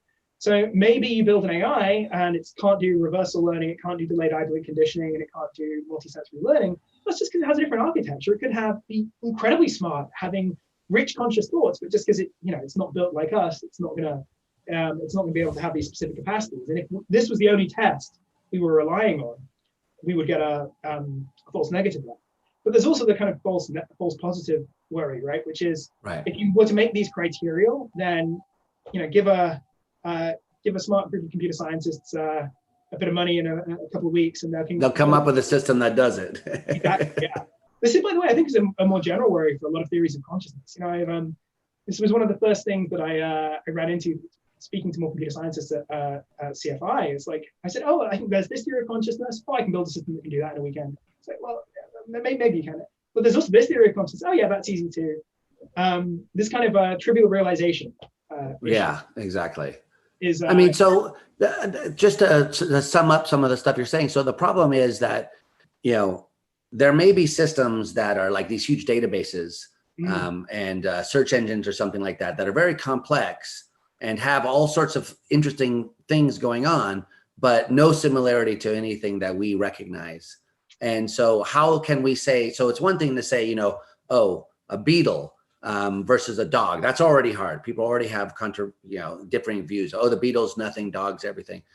But then when you have something that's not in any way like in any animal we've ever encountered, how do we transfer our moral thinking to those sorts of things? We're not ready for that. I mean, I just don't think that humans are in any way up to this challenge. I mean, I worry about it a lot. And, I even sometimes worry about, the judgment of the wider universe. I'm going to sound really space age now, right? But I mean, I don't know. I think if there are other civilizations out there that we're eventually going to get to meet, and if we've spent the last couple of centuries inflicting massive suffering on artificial beings, and maybe they'll be artificial beings themselves, then it's not a good look for humanity, right? No, I mean, as soon as they learn about factory farming, it's over for us. But yeah, right. if you had that other stuff, it's like not quite good. But so what's the way out of this? Like, what's the best way out of this on your view? Well, I mean, it's not a way out entirely, but I mean, what I suggest in that paper on the specificity problem is that maybe we can marry the two approaches. And the details are a little bit messy here, but to sort of give the kind of broad view. The idea is that theory-light approaches give us some independent, these kind of markers approach, the signatures of consciousness approach, and not sort of neural signatures I'm talking about, but behavioral signatures, things that you can only do, that humans can only do when conscious. They give us some kind of independent hook, some evidential hook as into the problem. So let's just say that you are trying to apply the global workspace theory to an animal, an organism, say a lobster, and it turns out it meets a whole, and you cast it at a certain level of specificity. Say, I'm going to include this in the theory, not include that. And then you're trying to apply it to a lobster, and clearly the lobster clearly doesn't satisfy this. But according to the theory-light approach, the lobster satisfies all the criteria, right? It can do all this stuff. It can do delayed eye blink conditioning. It can do rehearsal learning. Then you might start to think, oh, maybe that's the wrong level of specificity to have adopted in the first place. Maybe we should try and engage in a kind of dynamic equilibrium between, on the one hand, these markers of consciousness approach and our theories, and we can use the one to constrain the other. Right. I mean, it sounds like there's a risk of sort of already taking our background assumptions about which things are conscious and which things aren't, as we use part of the fine tuning. Yeah, I mean, I think that is a definitely worry. I mean, there is it's not just that, right? It's not just the case of well, clearly lobster's conscious, right? I mean, we could be surprised. We could find that these markers of consciousness, these things that humans can only do consciously, that creatures that we wouldn't intuitively think of as conscious does them. Maybe an imitated worm does them, right? And I think that, so the theory-light approach isn't just bringing your pre-existing intuitions to bear. But I mean, I do agree with the intuition problem. On the other hand, and this is a gnarly problem that I run into. I mean, I think Eric Schwitzgebel with that snail paper puts it really well, that we're more sure that dogs are conscious than we are that any particular clever theory of consciousness is true. And I mean, maybe not everyone shares that particular. Yeah. But I mean, I would just say, though, that dogs are special, given their evolutionary history and close contact with humans. They develop psychological. I mean, they're the only animals that care, like, whether we're happy or not. They're one of the few ones that, like, notice when we point at something or where we're looking. So they do have some psychological traits which are unique because of their close association with humans. So but I agree about the dog thing, right? So but I mean, so. Anyway, you go ahead. I have something I was going to ask, but go ahead. Yeah, no, I mean, so I mean, I think it's really hard to try and figure out how much evidential value to place on our pre-theoretical ideas about which systems are and are not plausible consciousness candidates. Clearly, those intuitions aren't perfect. Fluffy animals with forward-facing eyes, obviously conscious, right? Clearly, that's not something we can care about. But I mean, I feel that I guess we would both confidently say that, any theory of consciousness that said children aren't conscious until the age of 16 is obviously false. We can reject it. And I mean, it's obviously 25, Henry. Right. Yeah. A few years ago, I would have disagreed with you on that one. So I think there's some evidential value that should be placed on these theoretical intuitions. I mean, and it's kind of tricky to figure out exactly how to cash out why that should have any epistemic status. The kind of broad strategy, I'd say, is something like our concept. There's this line from Klein famously, where he's accused of sort of renouncing the line in Two Dogmas, where he says he worry about changing the subject. Yeah. I forget exactly where he says it, but I mean, there is a worry, right, that if the kind of attributions of consciousness that a theory of non-human consciousness started to get too wacky, there'd be this worry that it had changed the subject, basically, that it was no longer tracking the concept it started with, and that at least making some contact to our pre-theoretical commitments about the kinds of systems or the kind of behaviors that are indicative of consciousnness. Some such kind of contact is required for theory to be about the thing we want it to be about. I mean, that's pretty sketchy, but I mean, I think it gives that's the best way I can wrap up the fact that I don't want to ditch these commitments entirely. I should clarify that here, though, that panpsychism is an obvious worry for this. And I don't know, I was a panpsychist for a year as an undergrad, and actually as a grad student. I think it's a really cool view, and there are some problems that it tackles really well. And I think it's a big worry, though, because I've had two panpsychists, well-known ones actually, tell me that the reason that they're not sympathetic to vegetarianism or veganism is because panpsychism, basically, that everything suffers in some, or everything's conscious, you got to eat something. Two people who, I won't reveal their names, but if I told you, you'd know them, these people. So I do think that's a worry, is that if their view, this abstract theory of consciousness, I mean, first of all, it's kind of silly because obviously the difference between the chicken's mental state and the mental state of an electron. So, one we should worry about more than the other, obviously, even no matter what your views are. But I do worry that your antecedent views about consciousness can have these kinds of impacts on your moral thinking. Yeah. That's why I was gonna ask you so not to interrupt or cut out, but so because my own point of view, I was raised vegetarian, I'm a vegan, I've never had any meat, I'm pro animals. But I do think there's a methodological issue about determining which animals are conscious. And I think that it's really challenging. So my own kind of resolution of this is to say, look, real science of consciousness should be done on humans. And then once we figure that out, we can talk about animals. But I also think that, so what do you say about, the cows and chickens, if we don't want to do the science of consciousness on them? To me, there's a moral argument there. Like if there's a question, then they deserve the benefit of the doubt. And this is like an argument like Jeff Sebo, I don't know if you know him or not, but he's made a similar kind of argument with respect to insects. It's like if there's even a question that they're suffering, and if you're a kind of utilitarian, you think like, if they suffer even just a tiny bit, then the millions of ants, it's going to add up to a lot of suffering. So we should give them the benefit of the doubt there. And that's not an empirical claim, that's a moral claim. Yeah. And so one wonders, like, why isn't that a way to, that these aren't empirical questions, these are moral issues. And then when we can deal with the empirical questions, but isn't it dangerous? And I think, maybe, I think Singer says this in his Animal Liberation book. It's always dangerous to pin your moral ideology on some empirical question, because it may turn out in a way that you don't like. Yeah. Oh, so many cool issues there. Okay. So one, I would say that, you say it's a moral question, not an empirical question, but I guess it's still going to be a bit of both, right? I mean, even if you adopt a fairly aggressive precautionary principle, there are going to be some things that aren't covered by it, right? The probability that rocks are conscious is going to be sufficiently low that we don't need to worry about rock welfare. And so how widely the precautionary principle extends is going to be constrained by empirical factors, right? Which kind of creatures are, science can give us clues about which kind of creatures are maybe vaguely plausible consciousness candidates. And I don't know if you'd want to endorse this, but it seems to me the best way to apply a precautionary principle would be to sort of roughly take some probabilistic calculation of the likelihood according to the best current science that a given system is conscious, and then maybe add a precautionary multiplier to that in terms of doing your sort of decision theory about what you can and can't do. But I mean, there's also this really related problem. It's something I've been thinking about a ton recently, and I'm still got a couple of draft papers where I try and wrangle with this about intersubjective welfare comparisons and intersubjective moral comparisons more broadly. So you talk about sort of from a utilitarian perspective, what about the millions of ants?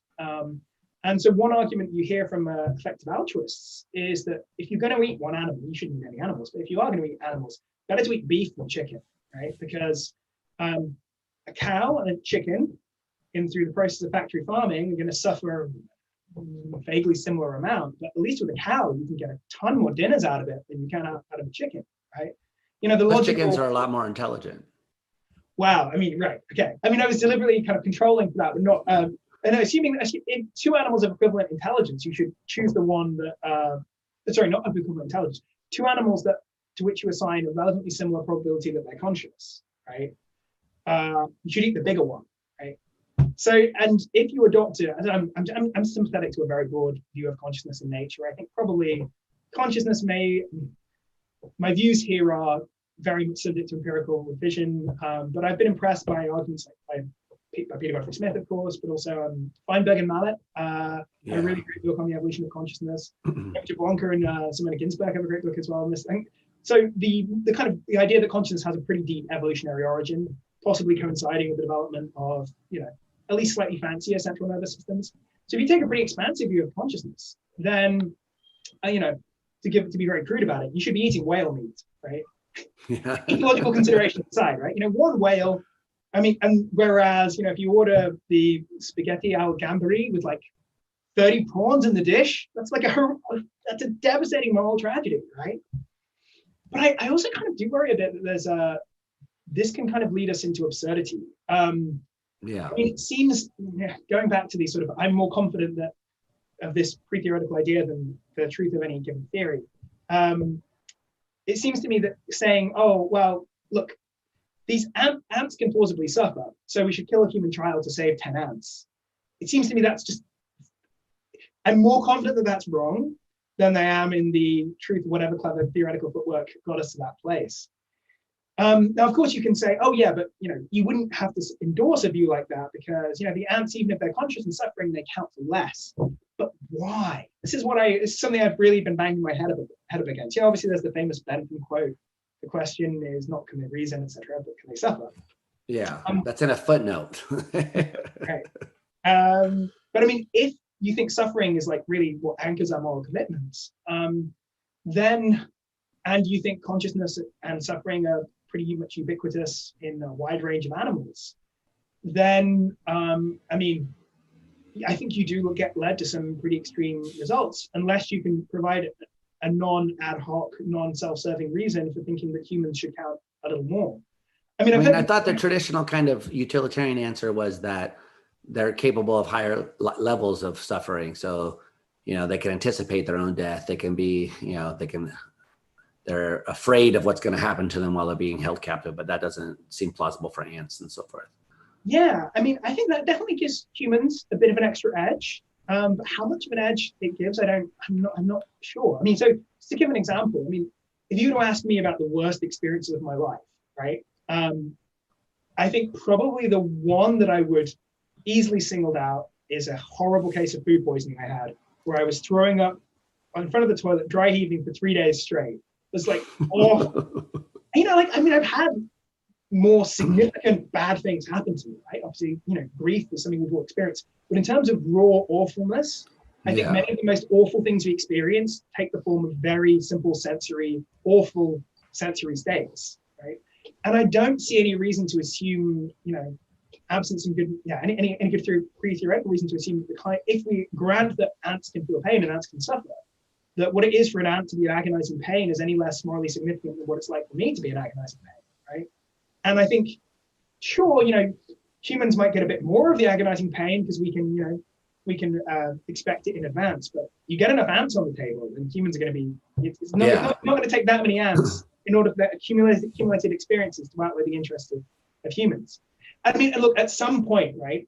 I would absolutely have to agree that if we're talking about humans versus the biosphere, then fuck us, right? You heard it, folks. Henry Shevlin, fuck humans. Right. Hopefully it won't come to that. Yeah, exactly. But I am on record as arguing that we should work towards photosynthesis. So I actually think this is kind of puts the problem of evil in a whole new perspective for the problem for God. Why aren't we photosynthetic? It is possible, but anyway. So yeah, I think we should abolish all forms of carnivorous activity, even eating plants. I'm not sure why things turned out that way, but so I do. In a perfect world, I would opt for photosynthesis. Nice. Yeah. Because I think these are thorny issues. So you have 100,000 ants versus a human. Okay, obviously I prefer the human, but there isn't really a good if you're committed to maybe you just say ants can't feel anything. I think that's you could argue that view. But if you're committed at all, or if you want to give them the benefit of the doubt because they're such complex creatures, then you're going to work yourself into all kinds of pickles. Yeah. And we don't have really good, I mean, we're bad at moral theorizing as a species anyway, but in this area, this is one of those places where we're extremely bad, which is why we need some AI to help us with these things. Yeah, that would be nice. AI is moral oracle. So, yeah, I mean, go ahead though. Go ahead. I was going to say quickly, just wrapping up on sort of the vegetarianism angle, maybe, because obviously I'm a vegetarian, and we both care passionately about animal welfare. But I think the one sort of argument against vegetarianism I've heard, I'm curious what your view on it is, this familiar argument, right, which is that, well, assuming we could get rid of factory farming and adopt modes of pastoral farming where animals lived on balanced, good lives, it would be better to live in a world in which we have lots of animals, where we have more happy animals around, net happy animals, as a result of carnivorous practices remaining in place, than a world in which we ditch carnivorous practices, but as a result, there are just far fewer animals around. Yeah, that kind of argument is like, I don't know how I should put it, but I find it very sort of morally affronting. So the average cow like killed at 2 years old, at 10% of their lifespan. So that would be equivalent to killing a human being when they're like, 19, 20, something like that. Yeah. And saying, okay, well, you lived a good enough life, so, you're not entitled to the rest of it. So already right off the bat, it just seems like, well, so unless there's a really significant need for the protein, I'm not sure what in the world could justify that. Certainly not the taste. And I understand that it's a complex world. When I was younger, I saw things very black and white, but I understand there are people that can't afford, don't have access to other forms of food. This is what they have to do. So if you factor that out and all things else are equal, then I just don't know why we need to justify, why we are looking so hard to justify the urge to eat meat. I just don't understand it. But of course, I was raised vegetarian. So for me, I would rather eat this table than eat an animal. It just doesn't make sense to me. I never thought of it as food. I was raised to think of animals as friends, as companions. So it's very hard for me to work myself into that point of view. But yeah, I could see why it's not as bad as what we're doing, but that doesn't make it good. So I just don't know. Yeah, I mean, I think the most sort of, the way that argument I've usually heard it cast is, look, just realistically, given people's priorities, right? A world in which everyone is vegetarian is a world with dramatically fewer animals, with vastly more land use reserved exclusively for human activity. And okay, given the present shitty state of factory farming, that world might still be better than this world. But maybe a third world that would be better would be one in which we keep animals as part of our lives, which, again, ex hypothesis, we're only going to do if we keep on eating them, but we just make sure their welfare is taken care of. I mean, the reason there'd be less animals, is because we wouldn't be farming them. So I don't think it's a harm. So I don't think it's a harm not to be brought into existence for any future cows that don't get born. So I don't think you're harming them in any way. So there'd still be plenty of, I mean, there was this recent paper about getting rid of carnivores, like if we could breed them out. I don't know if you read that or not, but I'm for that. I think, why shouldn't we genetically engineer? What? Jeff McMahon, I know he had a column in the. Exactly. Yeah. So I'm for that. It's like, we'd get rid of genetically engineered tigers so they don't eat meat. I'm 100% for that. I mean, a world in which we were so appalled by the ubiquity and inevitability of suffering in animals, and so we decided to painlessly euthanize all non-human life, all non-human conscious non-human life. Maybe we keep gene banks of these things, and we continue to gain scientific insights, and we replaced, the ones that we replace them with totally non-conscious animatronic replicas, so people can still, enjoy seeing the birds fly in the sky. That would be a better world than our world, I think. No, because I'd say you're doing something wrong by euthanizing them. But if you just let them all, if you sort of sterilize them all, and then not let them die off natural lives and they never reproduced, I would say we wouldn't be better off because we would be impoverished with respect to this. But I don't, think that would be less bad than the world you were talking about. I see. So you're pretty sympathetic to some form of negative utilitarianism, maybe? Well, I'm not really sympathetic to utilitarianism in general. I'm kind of a Kantian in this area, but basically, I think the categorical imperative has some entailments about animals, and I know Kristen Korsgaard has written papers on this that I find very influential. But even before I read those papers, I sort of thought the categorical imperative has something to say about if I just universalizing a principle about treating animals in the way that we do is not something that not maybe a rational being would submit to, but a sentient being, right? As sentient beings ourselves, I see a kind of inconsistency in that attitude there. Yeah. But insofar as I would be a utilitarian, negative utilitarian, definitely. I see.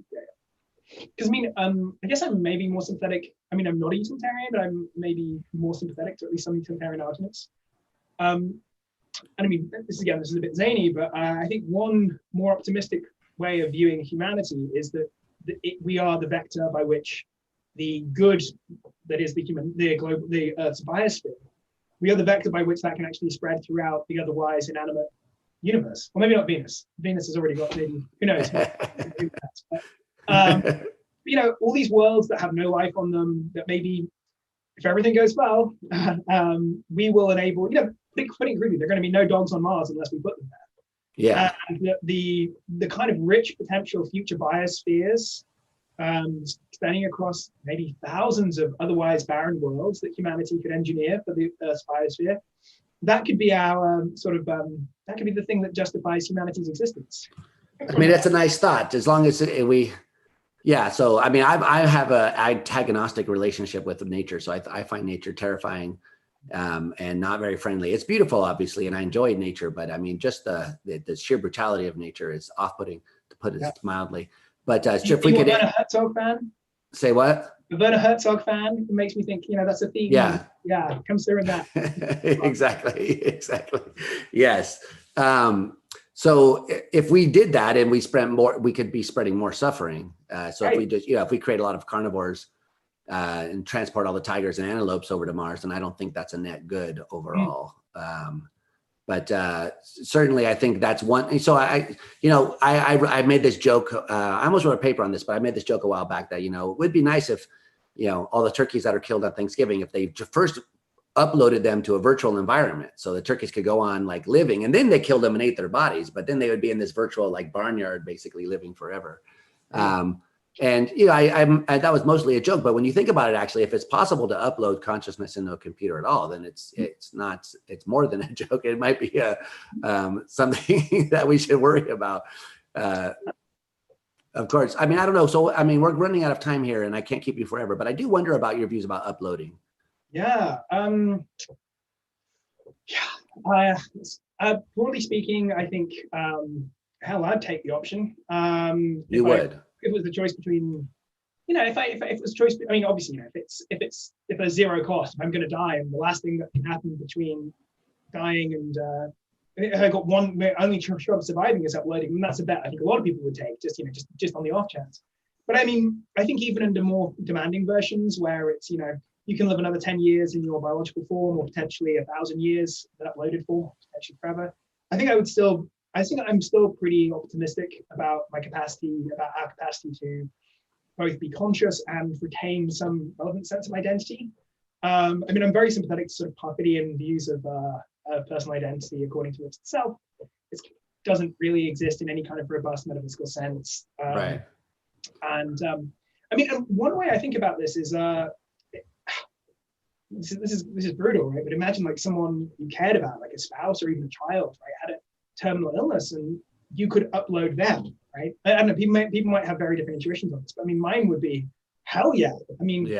Even if it's not completely them, even if it's there are some differences, inevitably there are going to be some differences, but even if it's not as much them as they were before, at least you're giving them some kind of survival. Have you seen Devs? Do you know the show? I haven't. Okay. Is this I won't spoil it for you. Okay. Cool. Well, but so never mind. Forget I said anything about that. But so if you do, so this is the question I was going to ask you. If you do think that uploading is a possibility, that you'd be conscious and even some sense of continuity would be there, then my intuition, insofar as I have it, because I'm kind of a skeptic about uploading, but I don't rule it out. I think it's an empirical question, like I said before. But if it were possible, then my intuition would be that it would be a great moral crime to upload all the animals. in their current state, so that, that they could live like, tigers hunting antelope and so forth. If we could prevent that and not modify them anyway, I think it would be morally wrong for us to do that. What do you think about that? Oh, that's a really good question. I mean, I think maybe, so I mean, my initial intuition is the same as yours. I mean, one thing that I think may be creeping in that influences our intuitions there might be that it seems like we have an easy opportunity there to reduce the amount of suffering, right, as we upload them. I think that might be slightly skewing the intuition. So, I mean, here's a crazy thought experiment, something that sounds like it's from a three-body problem or something, but let's just say, some terrible event is going to wipe out the Earth's biosphere, and we could upload the biosphere into digital format, but because the uploading process, we couldn't tweak it at all. So either the biosphere was going to be painlessly destroyed by some gamma ray burst, or we could upload it, but we couldn't fiddle with it at all. Right. In that case, then my intuition is quite comfortably, oh yeah, upload it. You're saving a huge amount for the benefit of the organisms themselves, the creatures themselves. Sure, there's still going to be suffering, but it'll be better to do that than allow them to be wiped out by this gamma ray burst. Yeah, that's interesting. So you think that in the original sort of case, then because I do agree that there's this sense that, well, maybe we could fiddle with it a little bit so that the animals don't have to hunt each other or something like that. Yeah. But it's not clear to me that, like, if we did upload, we would still need to eat right meat or anything actually in the virtual environment. I mean, there would have to be something that gave us the energy in the virtual environment. And if, you buy the simulation hypothesis, it could be just like this, right? So you could have all these experiences. But it's not the scene in the Matrix where Cypher is tucking into the steak in the Matrix. Yeah, exactly. Oh, I know it's not real, but it tastes just like the real thing. Exactly. So if that were the case, then yeah, and if the animals had to actually be killed and suffered, then yeah, I'm not sure I have the same I struggle with, I have more of a pull towards let it all go. Mm-hmm. Why continue the great cycle of suffering? What's so great about it? I mean, I guess, that's interesting you use that phrase. I think one of the maybe deep fault lines, I think, in ethics, but it's not a deep fault line in terms of most debates, but I think I've noticed it seems to be a bedrock moral principle that people disagree on. It's between the kind of antinatalist or more negative conceptions of well-being and the good, and views that take life itself or conscious experience to be, fundamental good, and that the world is dramatically better for having more conscious beings in it. Seems to me that's quite an interesting fault line. Yeah. And I think we're probably on different sides of that fault line. I think a world in which humanity can spread the biosphere across billions of planets, even if it creates more suffering, is still a better universe than one in which we all quietly die when the sun becomes a red giant. Yeah, I guess I wonder why. In what sense is it better? Yeah, I mean, and there's a lot of different moral intuitions to interrogate. I mean, I'm just sort of speaking loosely. I mean, I think another source of something that's definitely feeding into my intuitions here is, I guess I have sort of some strong more ecological moral intuitions that even aside from consciousness, and I do think consciousness gives a special kind of moral value, but I'm inclined to think there is something just valuable about life and the biosphere in itself, that a world full of non-conscious beings, but conscious, complex living systems is still a better world than a totally barren world. So a world of zombies is better than, or a world of plants. Which one are you talking about? I was thinking of the plants case specifically, right? But in other words, the zombies case works as well. The value of life isn't exhausted by the value of consciousness, even if consciousness is sort of the mother lode where most of the value resides. Yeah. It's actually quite hard to justify that notion, actually, that consciousness is valuable at all, or gives or matters. It's very, other than, thus, just pointing to your experience, clearly, are you talking about consciousness per se, or you also in that even like suffering? No, just consciousness per se. Right, yeah. So, David Chalmers has this thought experiment where he considers a race of Vulcans. They have conscious experiences, they have perceptions, but they don't suffer. It's just all rational stuff mostly that's going on with them.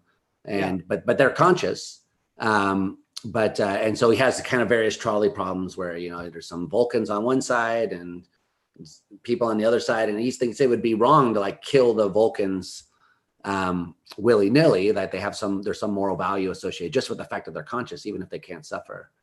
I mean, I feel the pull towards that intuition, to be honest. Yeah, I mean, my take on that, I think it's a really interesting thought experiment, but my take on it is basically that suffering, being with the capability for positively and negatively balanced conscious states, suffering and pleasure, is one critical way of having interests. But it's not the only way of having interests. Right.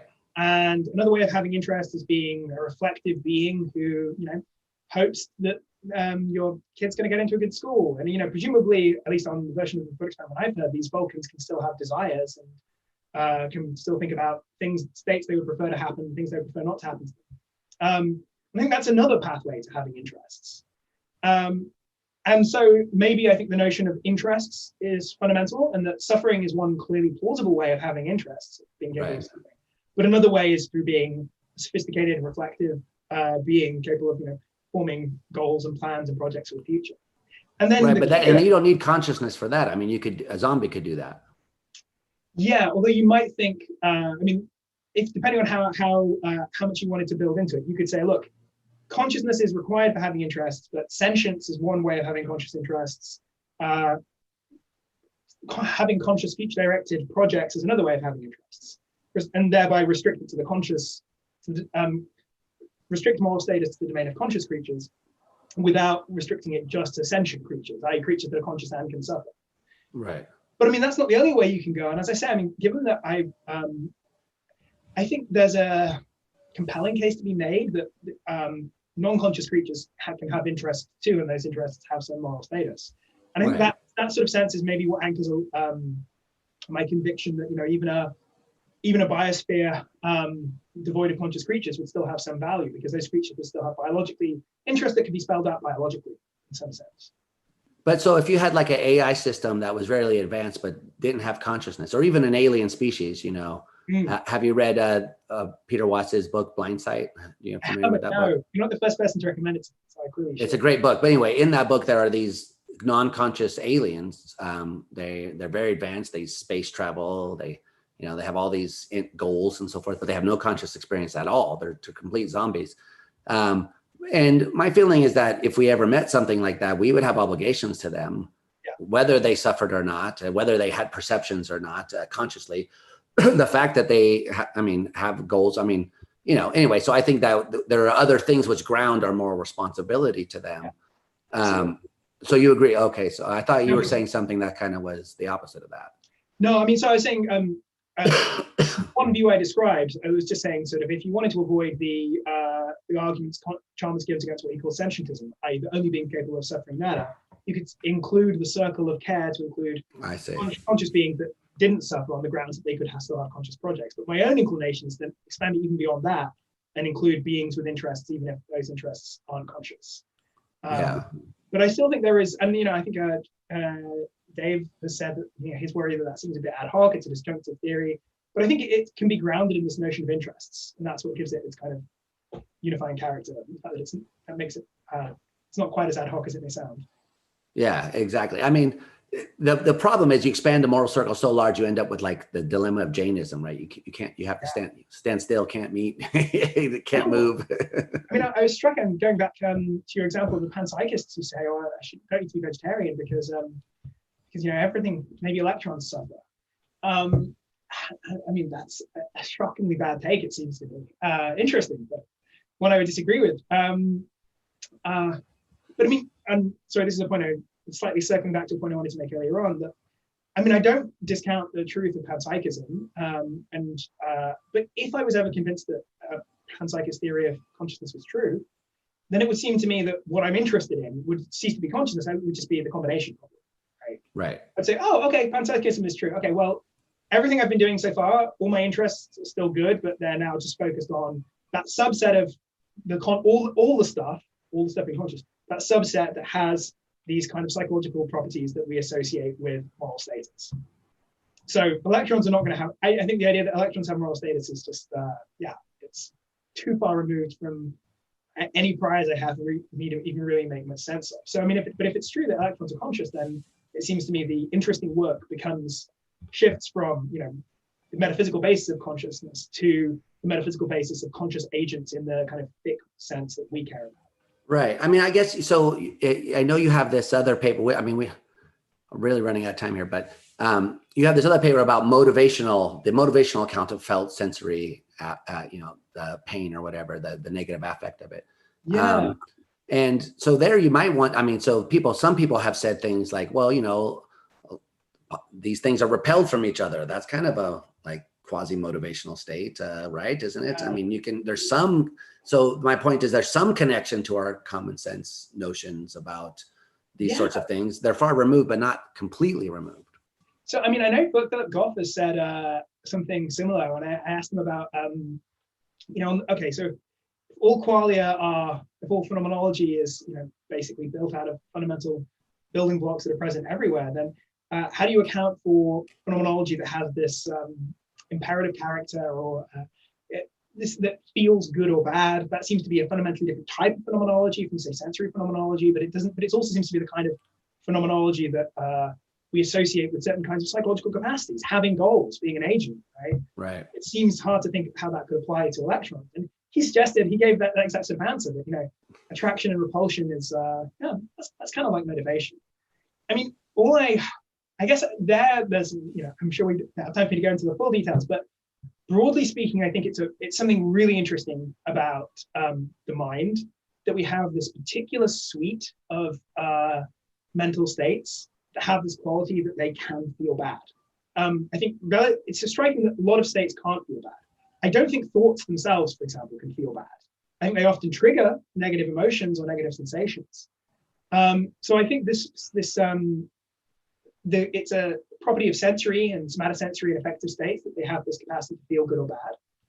And broadly speaking, and again, skipping over some details for speed, I think basically what that suggests to me is that there is a deep reward system, reward and punishment system that is probably quite phylogenetically ancient. Another little clue that that's the case, it seems to me, is that it seems like we can compare in a very imprecise way the felt badness of states in quite different sensory modalities. So, you know, you might think, give a crude example, you know, you're really exhausted, you're lying in bed, you wake up in the middle of the night, it's freezing cold outside of the bed, but you really need to go to the bathroom, right? Yeah. Like, say, is this worth it, right? And at some point, it is worth it. It's got to be. Yeah, exactly. I mean, I think we do that kind of thing all the time. You know, like we go through painful states because they will relieve our nausea or whatever. And so it seems, and obviously, you know, we're not doing some clear hedonic calculus in our heads when we do that, but it seems there is like an in principle commensurability of these very different states that nonetheless have these qualities of felt goodness and felt badness, which again seems like a suggestion to me that what we're experiencing then is the outputs of some quite deep reward system that's basically about the prioritization of certain kinds of behavior over others. And then I think that can also maybe even give you some clues into sort of the range of creatures that can have these kinds of states when you think about, well, what kind of functions are these states sharing? To what extent do other non-human organisms share relevantly similar architecture to us? And I see a peeker. That's Luke, right? That is Luke, yeah. Yeah. He's got a new baby sister as well. Yeah, congrats on that, by the way. So anyway, yeah. So I think broadly speaking, so I think there's a lot more to the kinds of states that we associate with suffering than just this push and pull thing, right? It's a particular kind of reward system. And I think desires are another case. I mean, I think desires are often associated with suffering or the non-fulfillment of desires, but they have a very different character. So a simple example here is basically, I think states that can feel bad, they provide a certain motivation to get rid of the states through any means possible. Whereas desires typically aim not just at their own denial, but a very specific pathway to their own removal. That's a fancy way of putting it, but let me give a really simple example. If I want a cup of coffee and I go to the coffee shop and the guy says, oh, we don't have any coffee, but I got a pill that will make you stop wanting the coffee. Not really what I want, right? But if I've got a pain and the doctor says, you know, I can give you a painkiller, it's harmless, I can give you a painkiller, I can treat the pain directly, you know, other things being equal, I'm like, yeah, either works. I just want the pain to be gone, right? And again, that seems to me this sort of Yeah. self-effacing, if that's the right word, self-eliminating character. I think this is one of the phrases I use in that paper. That this self-eliminating aspect of felt unpleasantness seems to me an interesting and highly specific feature of these states. So is the danger here? I mean, this seems like a byproduct of evolution. Yeah. So the AI systems we build may not have this component, but may still feel unpleasant states, but we may not have built them in such a way to be motivated by them. Is that? Yeah, I mean, it's a really interesting question. I mean, it does seem to me certain aspects of felt unpleasantness are constitutive in a way that I've struggled to make sense of what it would mean. So a state that felt bad but didn't have any motivational significance whatsoever for me. I mean, and obviously, there are cases here that you might want to talk about, like pain asymbolia is one case here. But I mean, I think this is obviously patients who don't seem to care about their pains, right? Right. Or you sometimes get induced sort of something similar to pain asymbolia on morphine, where patients are aware of their pains, they don't care about them. In the sense that I'm talking about felt unpleasantness, those states don't feel bad, right? So I think it's something like a conceptual confusion. It seems They to me. still can rate them as like how unpleasant they are. They can still like tell you what kind of pain is burning, poking. I mean, Right. So there's a lot of the things we associate with unpleasantness there. Right, I agree. But the sort of morally significant component, the badness, is the badness in the sense that, in the stricter sense that I'm thinking of it, is absent in those cases. But so you don't think it would be possible to just have pain, but no desire to alleviate it? I mean, so a state that was painful, so I think that obviously does happen with pain, but a state that was painful and unpleasant, that didn't cast any motivational shadow whatsoever, I struggle to make sense of. So I mean, imagine if you had an agent who, was stabbing themselves in the arm, poking themselves with a sharp stick, and they say, why are you doing that? They said, oh, because it's unpleasant, it hurts. You say, okay, there's something more going on here, right? There's going to be some other motivation, because that alone doesn't make sense. That is not the kind of reason that can ground that sort of behavior. So I mean, another way to but the problem here seems like these are facts about human psychology. So why are they facts about psychology though? Like yeah.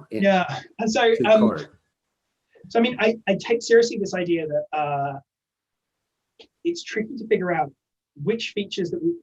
So I think there are some features, as I've said, sort of that provide good criteria for assessing which kinds of beings are capable of having, which kind of biological beings that have a shared evolutionary history with us, which of those kinds of creatures can undergo unpleasant states.